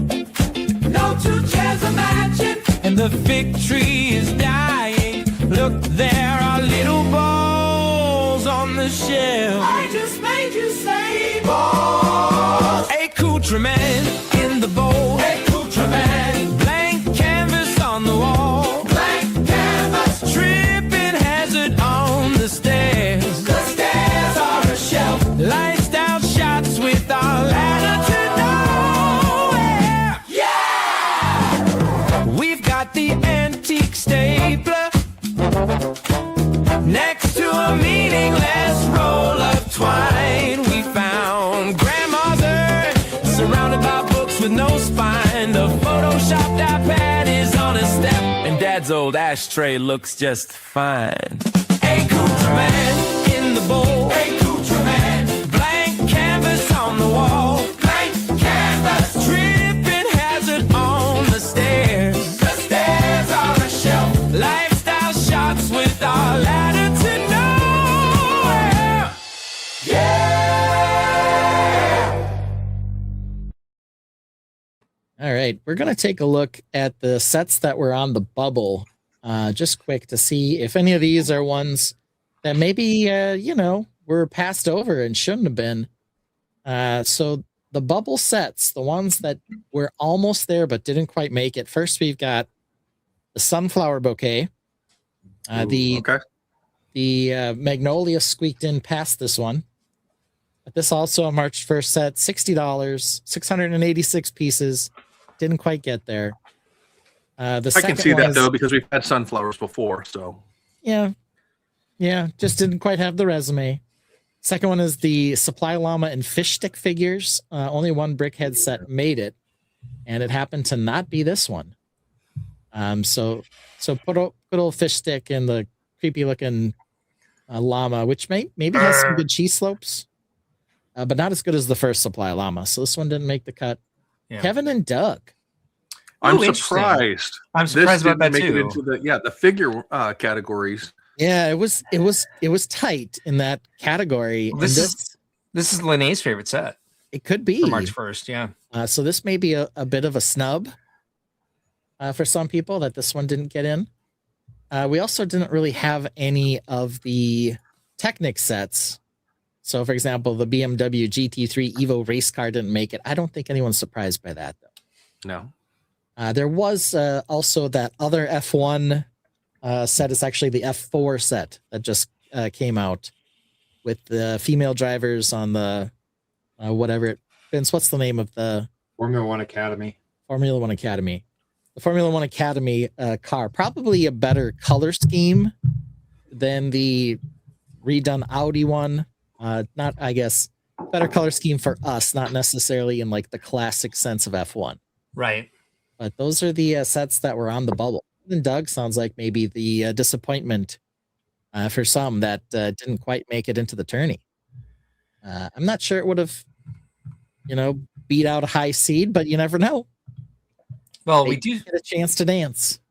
we do suddenly have some official news to discuss. Ooh, what do we got?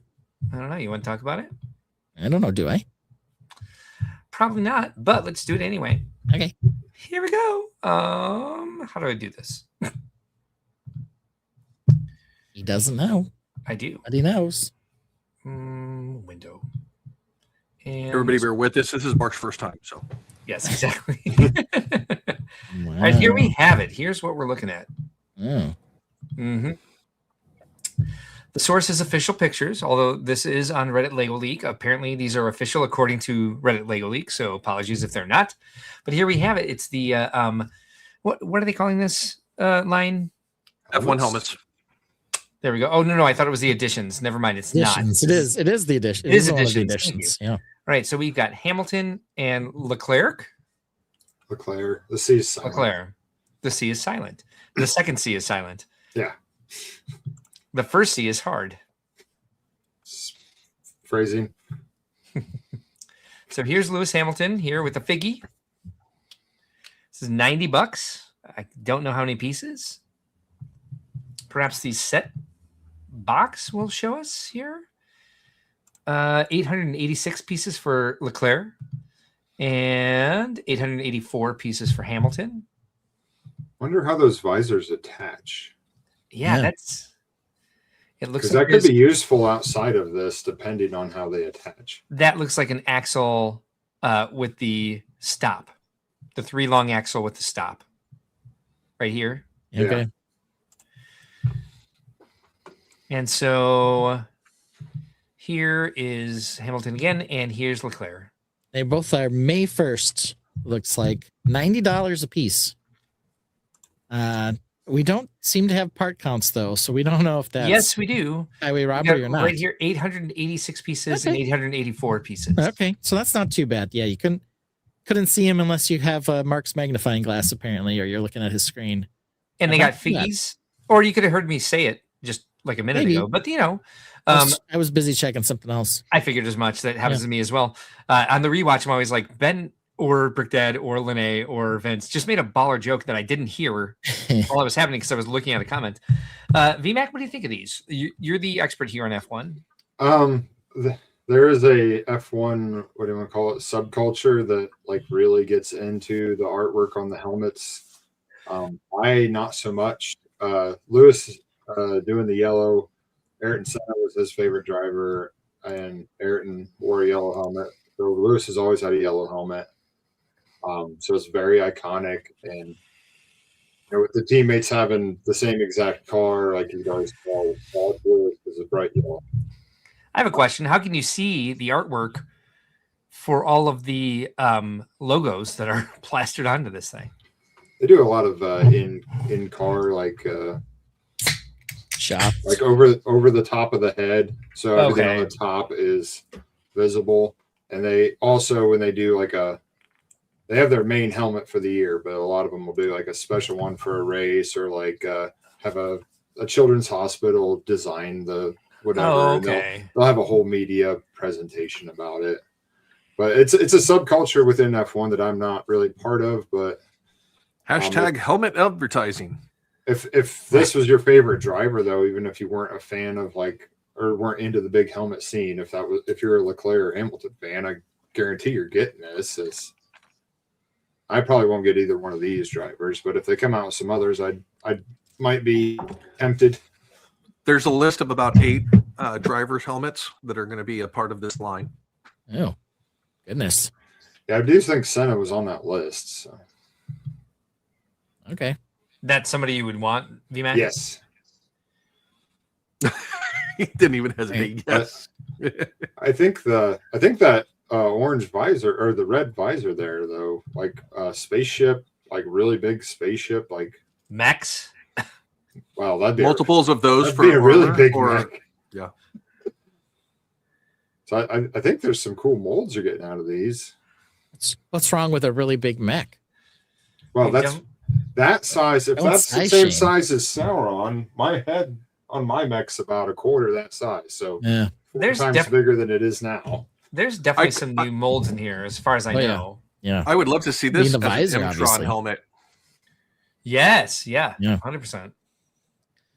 Let's see here. In terms of the March release madness, Smoky Smoke says the TMT Brickheads could have been a wild card. No, they couldn't, because they're an April 1st release. Sorry to break your heart, Smoky, but no TMNT for that reason. Even though we let the Pokemon in, And maybe we'll have a close call about that in a minute. So, all right. I think the only That's interesting. I think the only snub is Doug. Okay. Yeah. All right. Yeah, I'd say Yeah. that's I fair. think in one version, Doug probably was in there. They were Like probably a maybe- relatively low seed, and then Maybe instead No. of the Monsters Inc. yeah, I think one Brickheads kind of felt like yeah. they had to make it. If you Maybe ever instead of seen one of the Star Wars. Yeah. You've Smart seen Bricks, the NCAA tournament, right? They have the auto bids, like for the lower conferences if they win their tourney. So like a Brickhead won its tourney and it got in maybe over someone more deserving with a better resume, because that's just how it works. Well, Yeah. all right. Representation is important. So spinning plates, delicate balance. That sounds like we're in close call territory. Good call. So let's get up to our close calls today. Not even a close call that we're in close call territory. Yeah. Let's see here. First close call. When does the battle to not eat the last slice of a watermelon fruit plant begin? Okay, let's skip Oh, this one. dear Lord, man. Skip this one. Skip this one. Mark says I shouldn't feel bad about trolling him last week. Should I? Okay, Right, skip this one. man. Skip this one. Skip this one. No. No, he just thinks you're really, really dumb. Or yes, you used his weakness against him. What is the correct answer here? Mark does say, no, man, it was good. It was funny. But I was like, Mark, I'm sorry that I was such a troll. Like it was a little more trolly than normal. That was genius. a classic highlight reel moment. That needs to be like on a loop at Brickworld. On it just itself, just that alone. So just the image of Mark chucking his vape and Right. started laughing and falls off to the side. Into my whiskey glass, so it made like a ding sound, or it might have even made a dong sound. Yeah. But not but no, a doorbell song. No. Mm. Z apologizing for trolling. Better record us. Listen. Actually, I didn't hear him apologize. Reed. I said, should I feel bad? Not that I do. I think this should come in at 100% no. KNOW. Yeah. Use his weakness against you. Yeah, and I tried to spell things all wrong the next day in every text I sent Mark. It's really hard to misspell everything, actually. Yeah, and then Yeah, there I were all know. the texts that all three of you sent that were misspelling literally everything you possibly could. Yeah. Mark went to his that- therapist that just gets after hard. that. No, I didn't. I don't have one right now because he's dying. Thanks for the reminder. Thanks, Brick Dad. No, Yeah. He'd ban for less, Brick Dad. No, I'm on a wait list Oh, okay. that for a sucks. new one. So, Well, then we're due for another session this week because we haven't had one. exactly. Wednesday evening, Animal Crossing and Okay. therapy. Okay. Yeah, that's lame. That's barf in the bad way, extra barf. Yeah, it's all good. Yeah. Being is. trolled for my grammar not seededness is therapy in and of itself. In a way, It is. the best medicine is laughter, they say sometimes. Oh no, yes is winning at 75% for some reason. Don't do that. It's not true. I think the answer should be no. You used his weakness against him. I like weakness. That's a good spelling there. And him. Him is the best spelling here for sure, Yeah. because you're still doing it. So obviously you're not going to apologize either way. I added some really's in front of the dumb spelled wrong, but Yes, it's you okay. should feel bad, but you should That's- also be very, very proud of getting him as good as you did with that. No shit. Like Yeah. take it from me. Everybody voting should know that I only cried myself to sleep one time. That was it. That's not gonna sway the votes at all. This guy. This guy. And that segment, right? When we first started, as soon as I brought it up, Mark Oh, saw I the flipped misspellings out. and he just goes, "I'm done." I almost left. I was like, I was hovering over the concerned exits. that you were just gonna say that and then just let it go. But I should have known better. Oh yeah, no, you did great. And then the second time when you Oh, you baited me a mentioned- few more times over it. a By the couple way, times I did. Yeah, I got you to come back to it. So Yeah, sure did. Just for the lead in for the next slide. No, Yeah. it was expert trolling. Good job. you went hard for it. So I certainly did. I was like, Well- that could not have gone better in terms of the actual setup. But then I was like, Wording. maybe I got him too hard. Wording. All right. So how did we do? How'd the poll come out? So it came out as 75%. And it says, yeah, you should feel bad I feel bad now. because you used my weakness against me. I'm- I think they're wrong. I think the feel Tainted bad got it now. wrong this time. Yeah, with 8 votes, 75 to 25. Al Goff says, you two picked on me the other night for mind grammar. How do you not know I trolling you? That's a good question. How do we not know you trolling us? Okay, here we go. Should the Pokemon sets be in March release Madness 2026? They were released on the 27th of February, so they weren't in March release. However, Jay's Brick Blog included them in March 1st releases. I also think they probably would have been March 1st if there wasn't something called Pokemon Day. I don't know who invented that. Right. But that was February 27th. And it was the 30th anniversary of Pokemon, so Well, here's the thing too: is the Smart Bricks would have been in the same category because they were pre-sale all the way up until the March 1st. Well, there was in-store plenty of sale as pre-sale well. stuff, though. they're all pre-sale. Yeah, All the Batman ones were pre-sale. Yeah, it's funny. So- I got the Batman and I bought it in December, and I got Sauron before that. Alphonse Yeah. says yes, it's any release in the last 4 days. Okay, I mean, whatever. It's okay, Alphonse, whatever you say, man. That's fine. It's Up to you. Say whatever you want. grandfathered in. All right. But hey, some people might say, no, we've got rules for a reason, man. March release is March.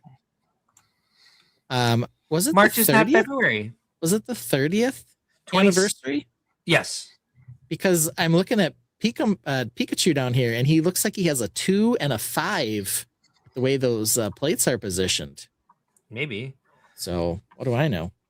Sean suggests that we should not start pretending that we have standards now. Like these dates are made up. I mean, they kind of are. Well, it was certainly before 2001 Pokemon. Yeah. It's only the 10th anniversary though, because the 1990s were 10 years ago. Duh. Well, it's fair. Yeah, it was released in 1996, so it is indeed 30 years. Yep. Gemini just told me the same thing. Pokemon Red and Green released in Japan. Yeah, so we don't know why. It must just be that the plates happen to line up to make a 2 and a 5 down there, and it means nothing. I don't know. Alphonse suggests that we should put you in a hot air balloon without ballast with that voice. Maybe he just thinks that's my normal voice. Because I put me in there. I don't know. You're talking about this voice? This is Okay, not this right. way you wanna go? Why do we do that? no, when we do that voice, who is that usually imitating?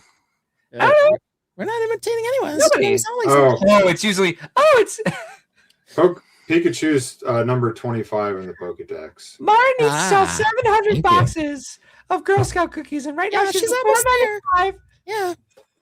That's very different. That the Rachel voice is, no, you guys, you're being so mean to me. That's different than the I don't Oh, no. know. Who Yeah, cares? it's been on the stream. Should What's I the be on the problem? stream too? Why not? Yeah. Yeah. Totally different. It's like you're floating away. Yeah. All right. Yeah. So apparently Pikachu number 25 in the Rolodex or the Pokedex. What about Eevee? What number is Eevee? P1. You don't know anything. Well, I used to know a lot of these. What? All right. All right. So Reed says, with 20 seconds left to go here, technically speaking, the basketball teams have been playing since November. If you were doing it correctly, shouldn't it be anything released since November? Shut up, Reed. It's called 133. March Release Madness. Not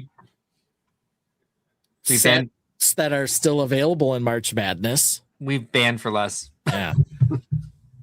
All right. So the poll ends here. 86% saying sure. All right. Whatever. Yeah, that's Whatever. fine. Yeah, Put 'em in. here we go, floating away Okay. in a hot air balloon. All right. Last question. Is Forest Animals Red Fox the greatest 3-in-1 Lego has ever produced? Why do you ask this, Ben? Well, because this was our number 1 winner of the first ever March Release Madness. It was a 5 seed. It crushed everything in its path. And this is what came out on top. Oddly, it wasn't really available at like Target or Walmart, or I would have bought a lot more. I did, however, buy 3 copies of the set so I could build all 3 animals because all 3 models were very good. And wasn't that the same year that we had like Snow White's cottage and Medieval Market Village or Medieval Market Square, Medieval Town Square, whatever? It trounced about good stuff and just really throttled some of the big sets that we thought were going to go places. But Eevee has 8 different colors and their eyes for each evolution. Well, that's a good random fact. And Friday Night Brick says, sorry, I just have to troll. Yeah, well. Do you, though? Can't you control yourself? Smoky Smoke says, numbers in random patterns, such as on toast, wood grain, or clouds, is a form of apophenia, the human tendency to perceive meaningful patterns in random data. Uh-oh. Uh-oh. Is that like pareidolia? Pareidoliaphilia. According to Google. Oh. Tournament of Champions. Oh, do we put these up? How many years have we done this? This will be the 3rd year, right? This will be the 3rd year. Yeah, I think maybe we could do the next year. We could do the final 4 of all 4. We could do the Tournament of Champions for the last 4 years, or we could even do the final 4 of all of the last 4 years. Last year, the T-Rex won. Did hear over me the out. Trevi Fountain. Yeah, all right. Yep. We have regions named after Brickworld host sites. We could do MOCs from those displays. Ooh, be interesting. That would be. We could definitely do that. Chicago's got a lot of MOCs. Yeah, narrow that down to 8. And we can go with something specific like best group display from every year. Oh, wait. We don't do trophies at all of our shows. So I say Chicago, you could narrow down to the winners of the categories at least. True. The other ones might be a little tougher to do, but true. But there's typically collabs at every Brickworld, even the expos. Yeah, this doesn't feel like a real Sunday because we haven't seen Emily asking for songs. We haven't seen seen anybody. Yeah, we haven't seen Copper coming in for polls. We haven't been able to ask Lene if she's seen it. We haven't been able to ask Lene if she's seen it. I'm afraid Lene probably shoveled snow again, and now she's sick. She needs to stop doing that. Might be.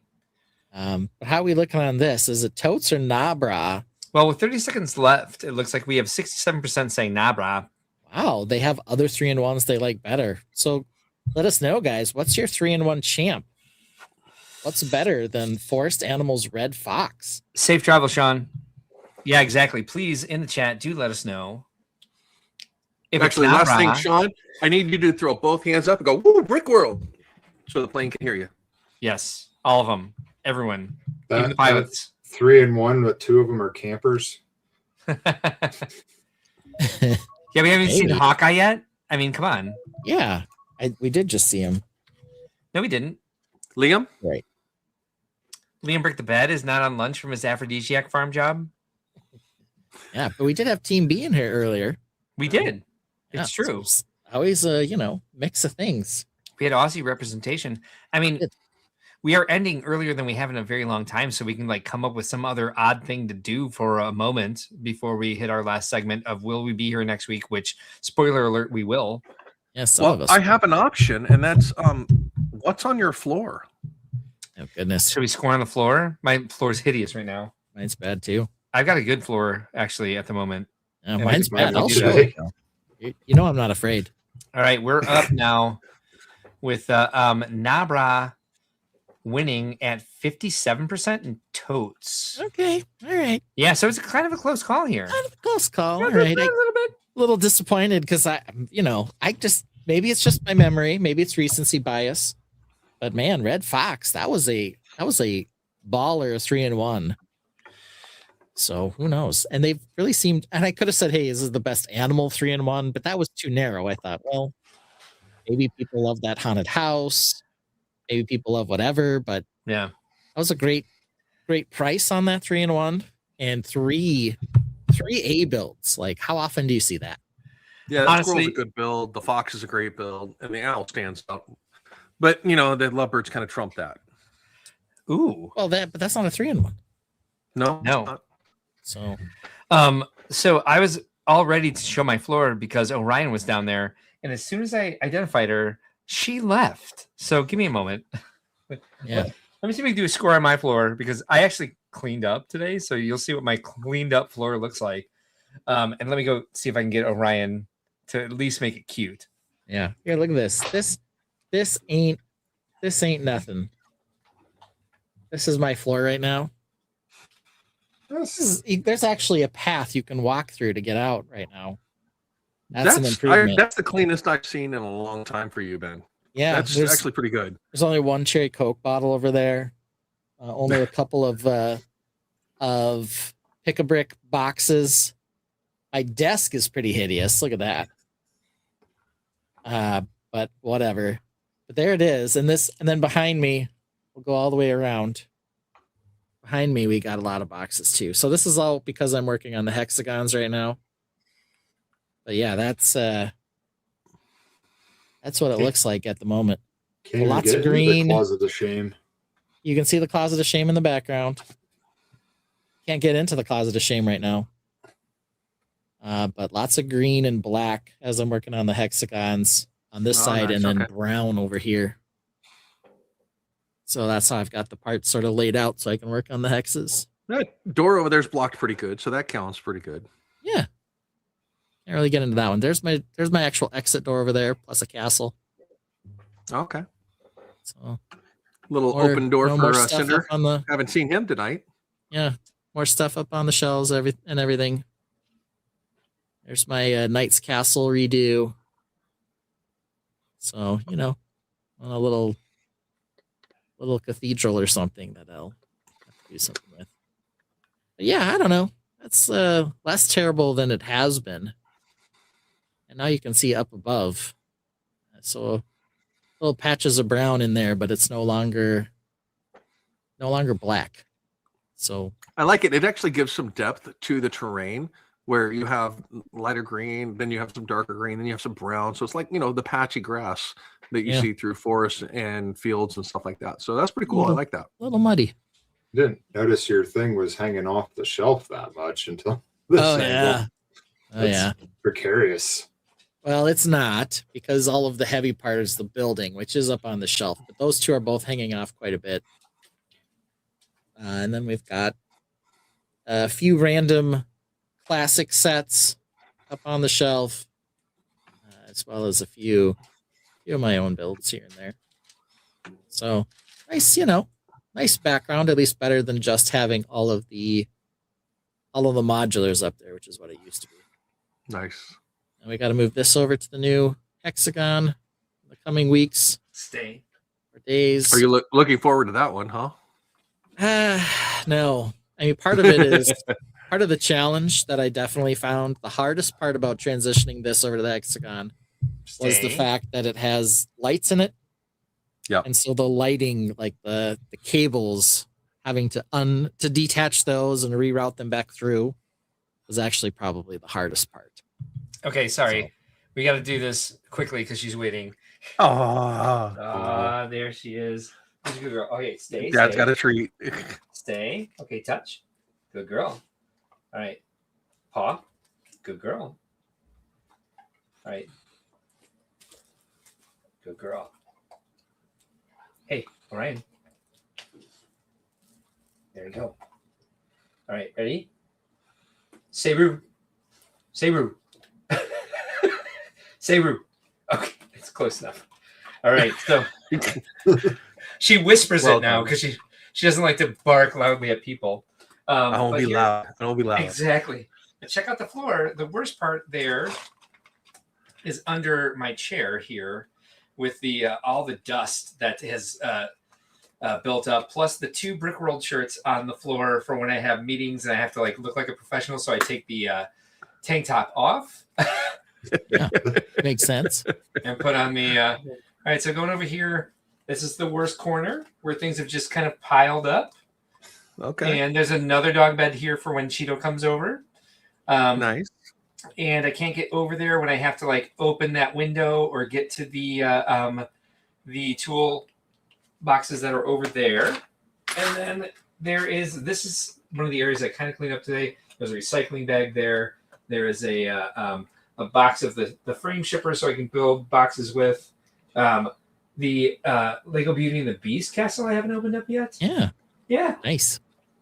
All sorts of crap that should. Hey, if you look over there by the light, there is the bald cypress that fell off the swamp, Victor's hideout during the Friday night's live stream. So yeah, there we have it. Usually you see just from here, so you had no idea the floor was this much of a nightmare. Yeah, it's nasty down there.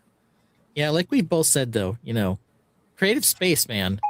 Yeah, you don't have time to clean every single thing and make it look spotless. No. Parts are getting pulled off and moved around. You're trying things. Yeah. This is just how it goes. So Too true. Not always, but like only at the absolute best of times does it end up being. Is this BrickDad or VMAC? This is BrickDad. Nice. Now, like Mark, I am a basement dweller with my room, and this is a basement room too. If you've been like Mark or myself, and it gets moist in your basements, you try to make sure that you avoid some of that. So look at this. Now it's Sunday. Look who's here. Yeah. There we go. Copper Valor. So I've tried to keep it nice and clean around under my tables. I've got a portable table here, which is my storage table currently. I've got my Harry Potter build table over there. My daughter's Friends Village over there. New sets that are storage resale sets go in the totes. So I've got that. I've got all the way back there in the corner is my brick corner for where all of my bulk brick and stuff goes back there. Up here, some shelves, and then overstock. Oh, bear with me so I can overstock gets the top shelves so I can keep everything dry. And as you guys see, the pirate ships right here, that's the traveling display that's going with me for the Brickworld shows this year while I continue to construct for other shows. And spinning around behind me over here, there's the desk. And then I've got the kids area, which is the dirty bulk area over here, where this is their craft table. They get to build, do whatever they want over here, and this is their spot. So I don't mess with it. They do what they want, other than occasionally I tell them that we need to clean up. And you'll see there's some stuff over here that is Lego-esque. This is brick derby stuff that I have for shows and events and stuff like that. And then back here behind me, you can see carpets. I got a couple carpet rugs over here. Backside way over there, that's the climbing wall and the gymnastics area for my daughter. You can see Hogwarts. Damn. Right here. And then, of course, display area back behind me for what sets. And as you can see down here, all of the smart brick stuff. Yeah. As well as the newer sets that are all in here. And then there was a comment earlier about the Ninjago stuff that's right here behind me. And this one was actually signed by Dimitri, the Lego designer that actually just did the Titan mech, the new one that was in our final our March Madness. He designed that. And then nice. This is a mock that I did for Chicago last year, which is the roller coaster. And it was in my entire zoo area, so I kind of repurposed Ninjago into it. But I do have piles like you guys around, and under all of my workbenches over there are piled under my workbench. So yeah, so you can see, just like you guys, easily the cleanest floor we've seen. So sure. Yeah, I would say I've got Cat, and he sheds hair everywhere, and this I have to do it because of the lack of carpet down here. And he comes his food and everything is literally over in the far corner from me, so he is down here 24/7. And as long as I can keep that clean, it puts less dust and dirt and fur on all of the Lego benches. Yeah, my dog doesn't shed, so I'm very lucky for that. So Copper Valor says she had a rough start to her live stream, so she's late. And I will say this: Copper Valor is a huge supporter of our site. So if you're watching right now and you're into Nintendo games, she plays Luigi's Mansion. She's going to start playing Tamagotchi Live. She plays Animal Crossing. She plays some other cozy games, and she plays the Pokemon one. She goes live several times a week. Very fun, great sense of humor, very good. What we do here, where we're sharing resources, sharing different techniques and how to make these games go better. She always practices the Luigi Mansions level she's going to play before she goes live with it. Highly recommend. Please give her a follow. Give her the support that she gives us. It was the first Nintendo stream to catch wind of our stream that we do Animal Crossing once a week, and she's supported us a lot. Please support her back if you're into Nintendo. Thank you, Copper, for being here. Happy to see you tonight. Breed says, luckily the only water I have in my basement floor is the Lego water redesign for Brick Days. Okay, so those are tiles. Those are like transparent, translucent tiles. Yeah, not the same thing. Reed. No, that's not real water, man. Yeah. That's not a flood you've been recovering from and bitching about for 3.5 years. 6 years, yeah. 3.5. 3.5 years, yeah. Oh. No, I did the math today because I was just like, oh, the stupid flood, I can't find. And I was like, oh my God. Yeah, oh my God, how long has it actually been? Oh, you have to. Yeah. We need a song about the flood just so I can shut up? Mm-hmm. Yeah. It's mentioned in a song. It's just going to have to be labeled, does not float. Blame an oligarch. Yeah. Blame an But oligarch. I have video that proves some of it really just does. It's true. There's airs in the right. There's air in the right cavities. Lego floats. What? Same for dead bodies. Oh, Yikes! Escalated quickly. Yeah, Sure did. Don't want you guys to leave me out on stuff. So Right. No, good call. All right. Well, let's see what's on the old agenda. Oh, spring break. The show must go on. I'll be on spring break next week, so I won't be here. So I don't know. You guys are gonna, have to do all the things, which I'm sure you can do. Sure, we can. Yeah. You push all the buttons. It'll be great. And do all that stuff. I'll share a lot of videos from QuickTime, and it'll go very smoothly. All right. Yeah, because that always works for us. my attendance may be reserved for an event. It looks like next weekend I will be up in Green Bay for the weekend. I don't know how long I will be up there. I don't know if I'll be back in time for the live stream, but if I am, I definitely will be present to listen to some accoutrement. All right. Makes perfect sense. Yes. Awesome. VMAC, you gonna be around? I will be around. Yes. Awesome. I'll say so. I won't have to just say, all right, so we'll be playing Animal Crossing next Sunday.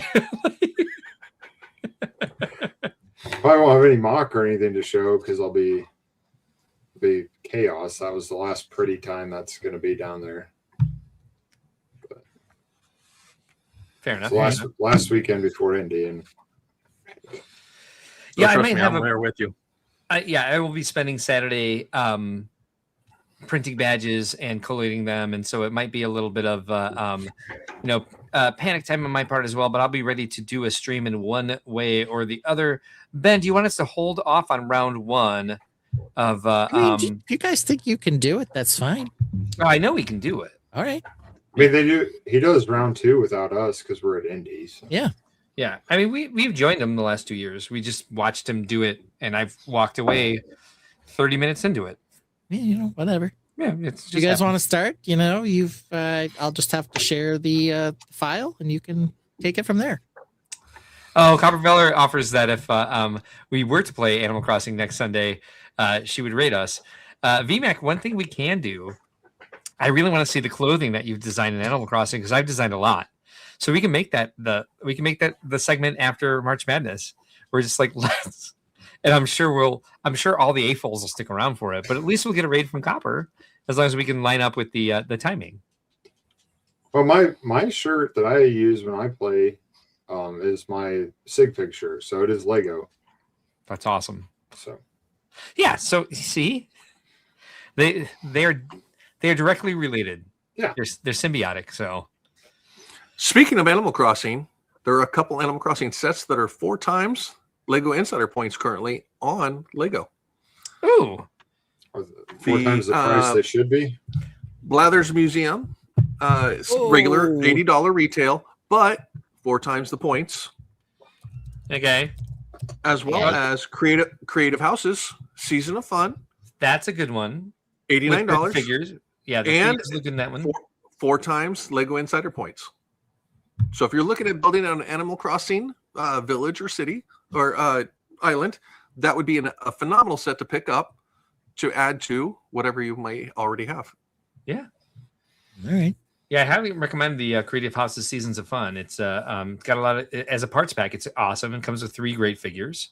Yeah. And the way it makes everything modular is fun if you're into the system that they've made for us for making Animal Crossing buildings. They've got a cute little bridge with it as well. The bridge is pretty cute with it. Stone Bridge has a Yeah. decent representation of the Stone Bridge from the game. Yes.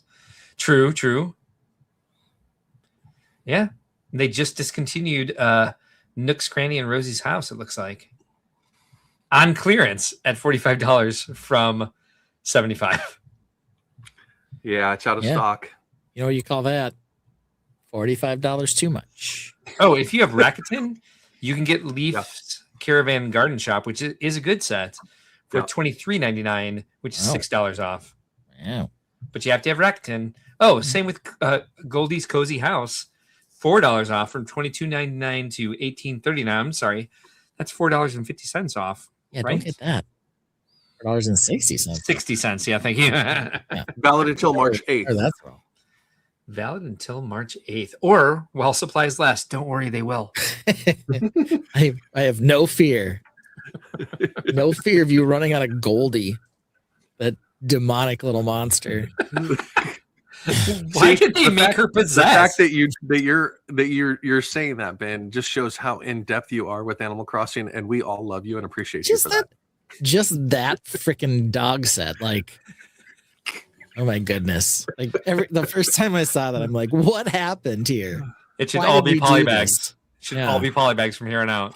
Oh, she's got beautiful brown eyes. No, she's got devil red eyes. Like, It's bad reddish choice. brown. It's just a lot more red. No, it's just reddish red. No, you guys, it's literally red. It's red. Look at It how is red. terrifying Look at- that is. It is. Look No, at- I know. Yeah. That is a Oh, yeah. devil dog. Red rum, red. She and her twin are sitting at the end of the hallway as you ride towards them with your tricycle. Oh, that would be a hilarious build. Head spins around. Yeah. See if Bethany Wright can make Goldie's head spin around, because that dog is possessed. So I'll make the whole I body could spin. do it. No, just the head. Just I the think I severed. could do it. All right. Ben, question: do you think the fact that they made Goldie look like Linda Blair Yeah. was a mistake? Yes. Yes. But- So do I. But not every mistake is a mistake, because, there are really no mistakes. There are Is only this- happy accidents. Is this hideous bloated frog a mistake? No, he's a happy accident. I think. She is a mistake. No, happy accident. Is okay. Well, then is the Animal Crossing line a mistake, considering that we got this amazing figure? That would make it a happy accident now. I think you're right. Because Would we we- have Maple Polybag. We've got Maple. She's got a pumpkin garden. Who thinks that there are no mistakes, only happy accidents? That's our hero, our mentor, the dearly departed Bob Ross. And as you know, I got a book about Bob Ross. Look at all these cute sayings and pictures. Wisdom of Bob Ross. And this is ours for today. You know me. I think there ought to be a big old tree right here. And let's give him a friend. Everybody needs a friend. Oh, nice. They're painting. So that's our show this week. Sure is. I won't be here next week, but the show will go on. We might even have some March Madness. So good night, everybody. We did set a outro song we didn't play today, and I think maybe it's "We've All Gotta Go." Oh, That's what we're so gonna do. Oh, so you reset it. I reset it, and then you reset it to what you set it to. So yes, that is, and it couldn't come at the more perfect time. Good night, everybody. Thanks for being here. Good night, We'll see you everybody. next week.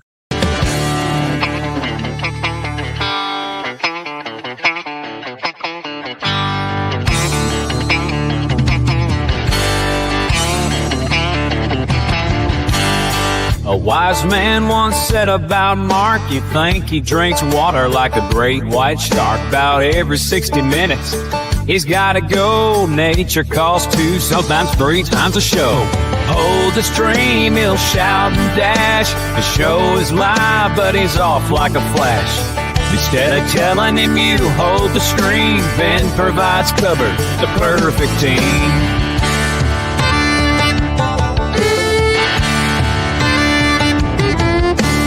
Yeah. But let's get into some of the news. Do you need the bathroom break before we go? Yeah, I'm gonna go ahead and take the bathroom break now, and then 40 minutes later, I have to take another bathroom break. Like, just like, hey, I made it 2 hours. Now it's like, well, now you're making up for lost time. So I'm gonna go. Nope, here's the right one, and I'm gonna use the bathroom. Of course you are. You're gonna go. Why don't you start with those? Because unfortunately, I have to use the bathroom again already. Cool, go do it. What's it called? What's BPH? BPH.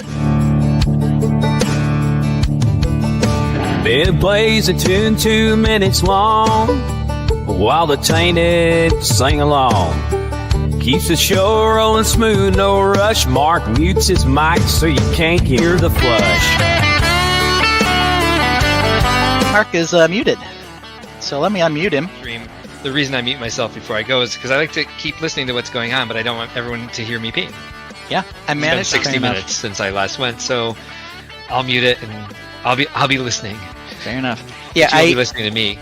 Hey, Mark's gotta go. No interrupting. The stream's flow. He'll be quick, won't take too long.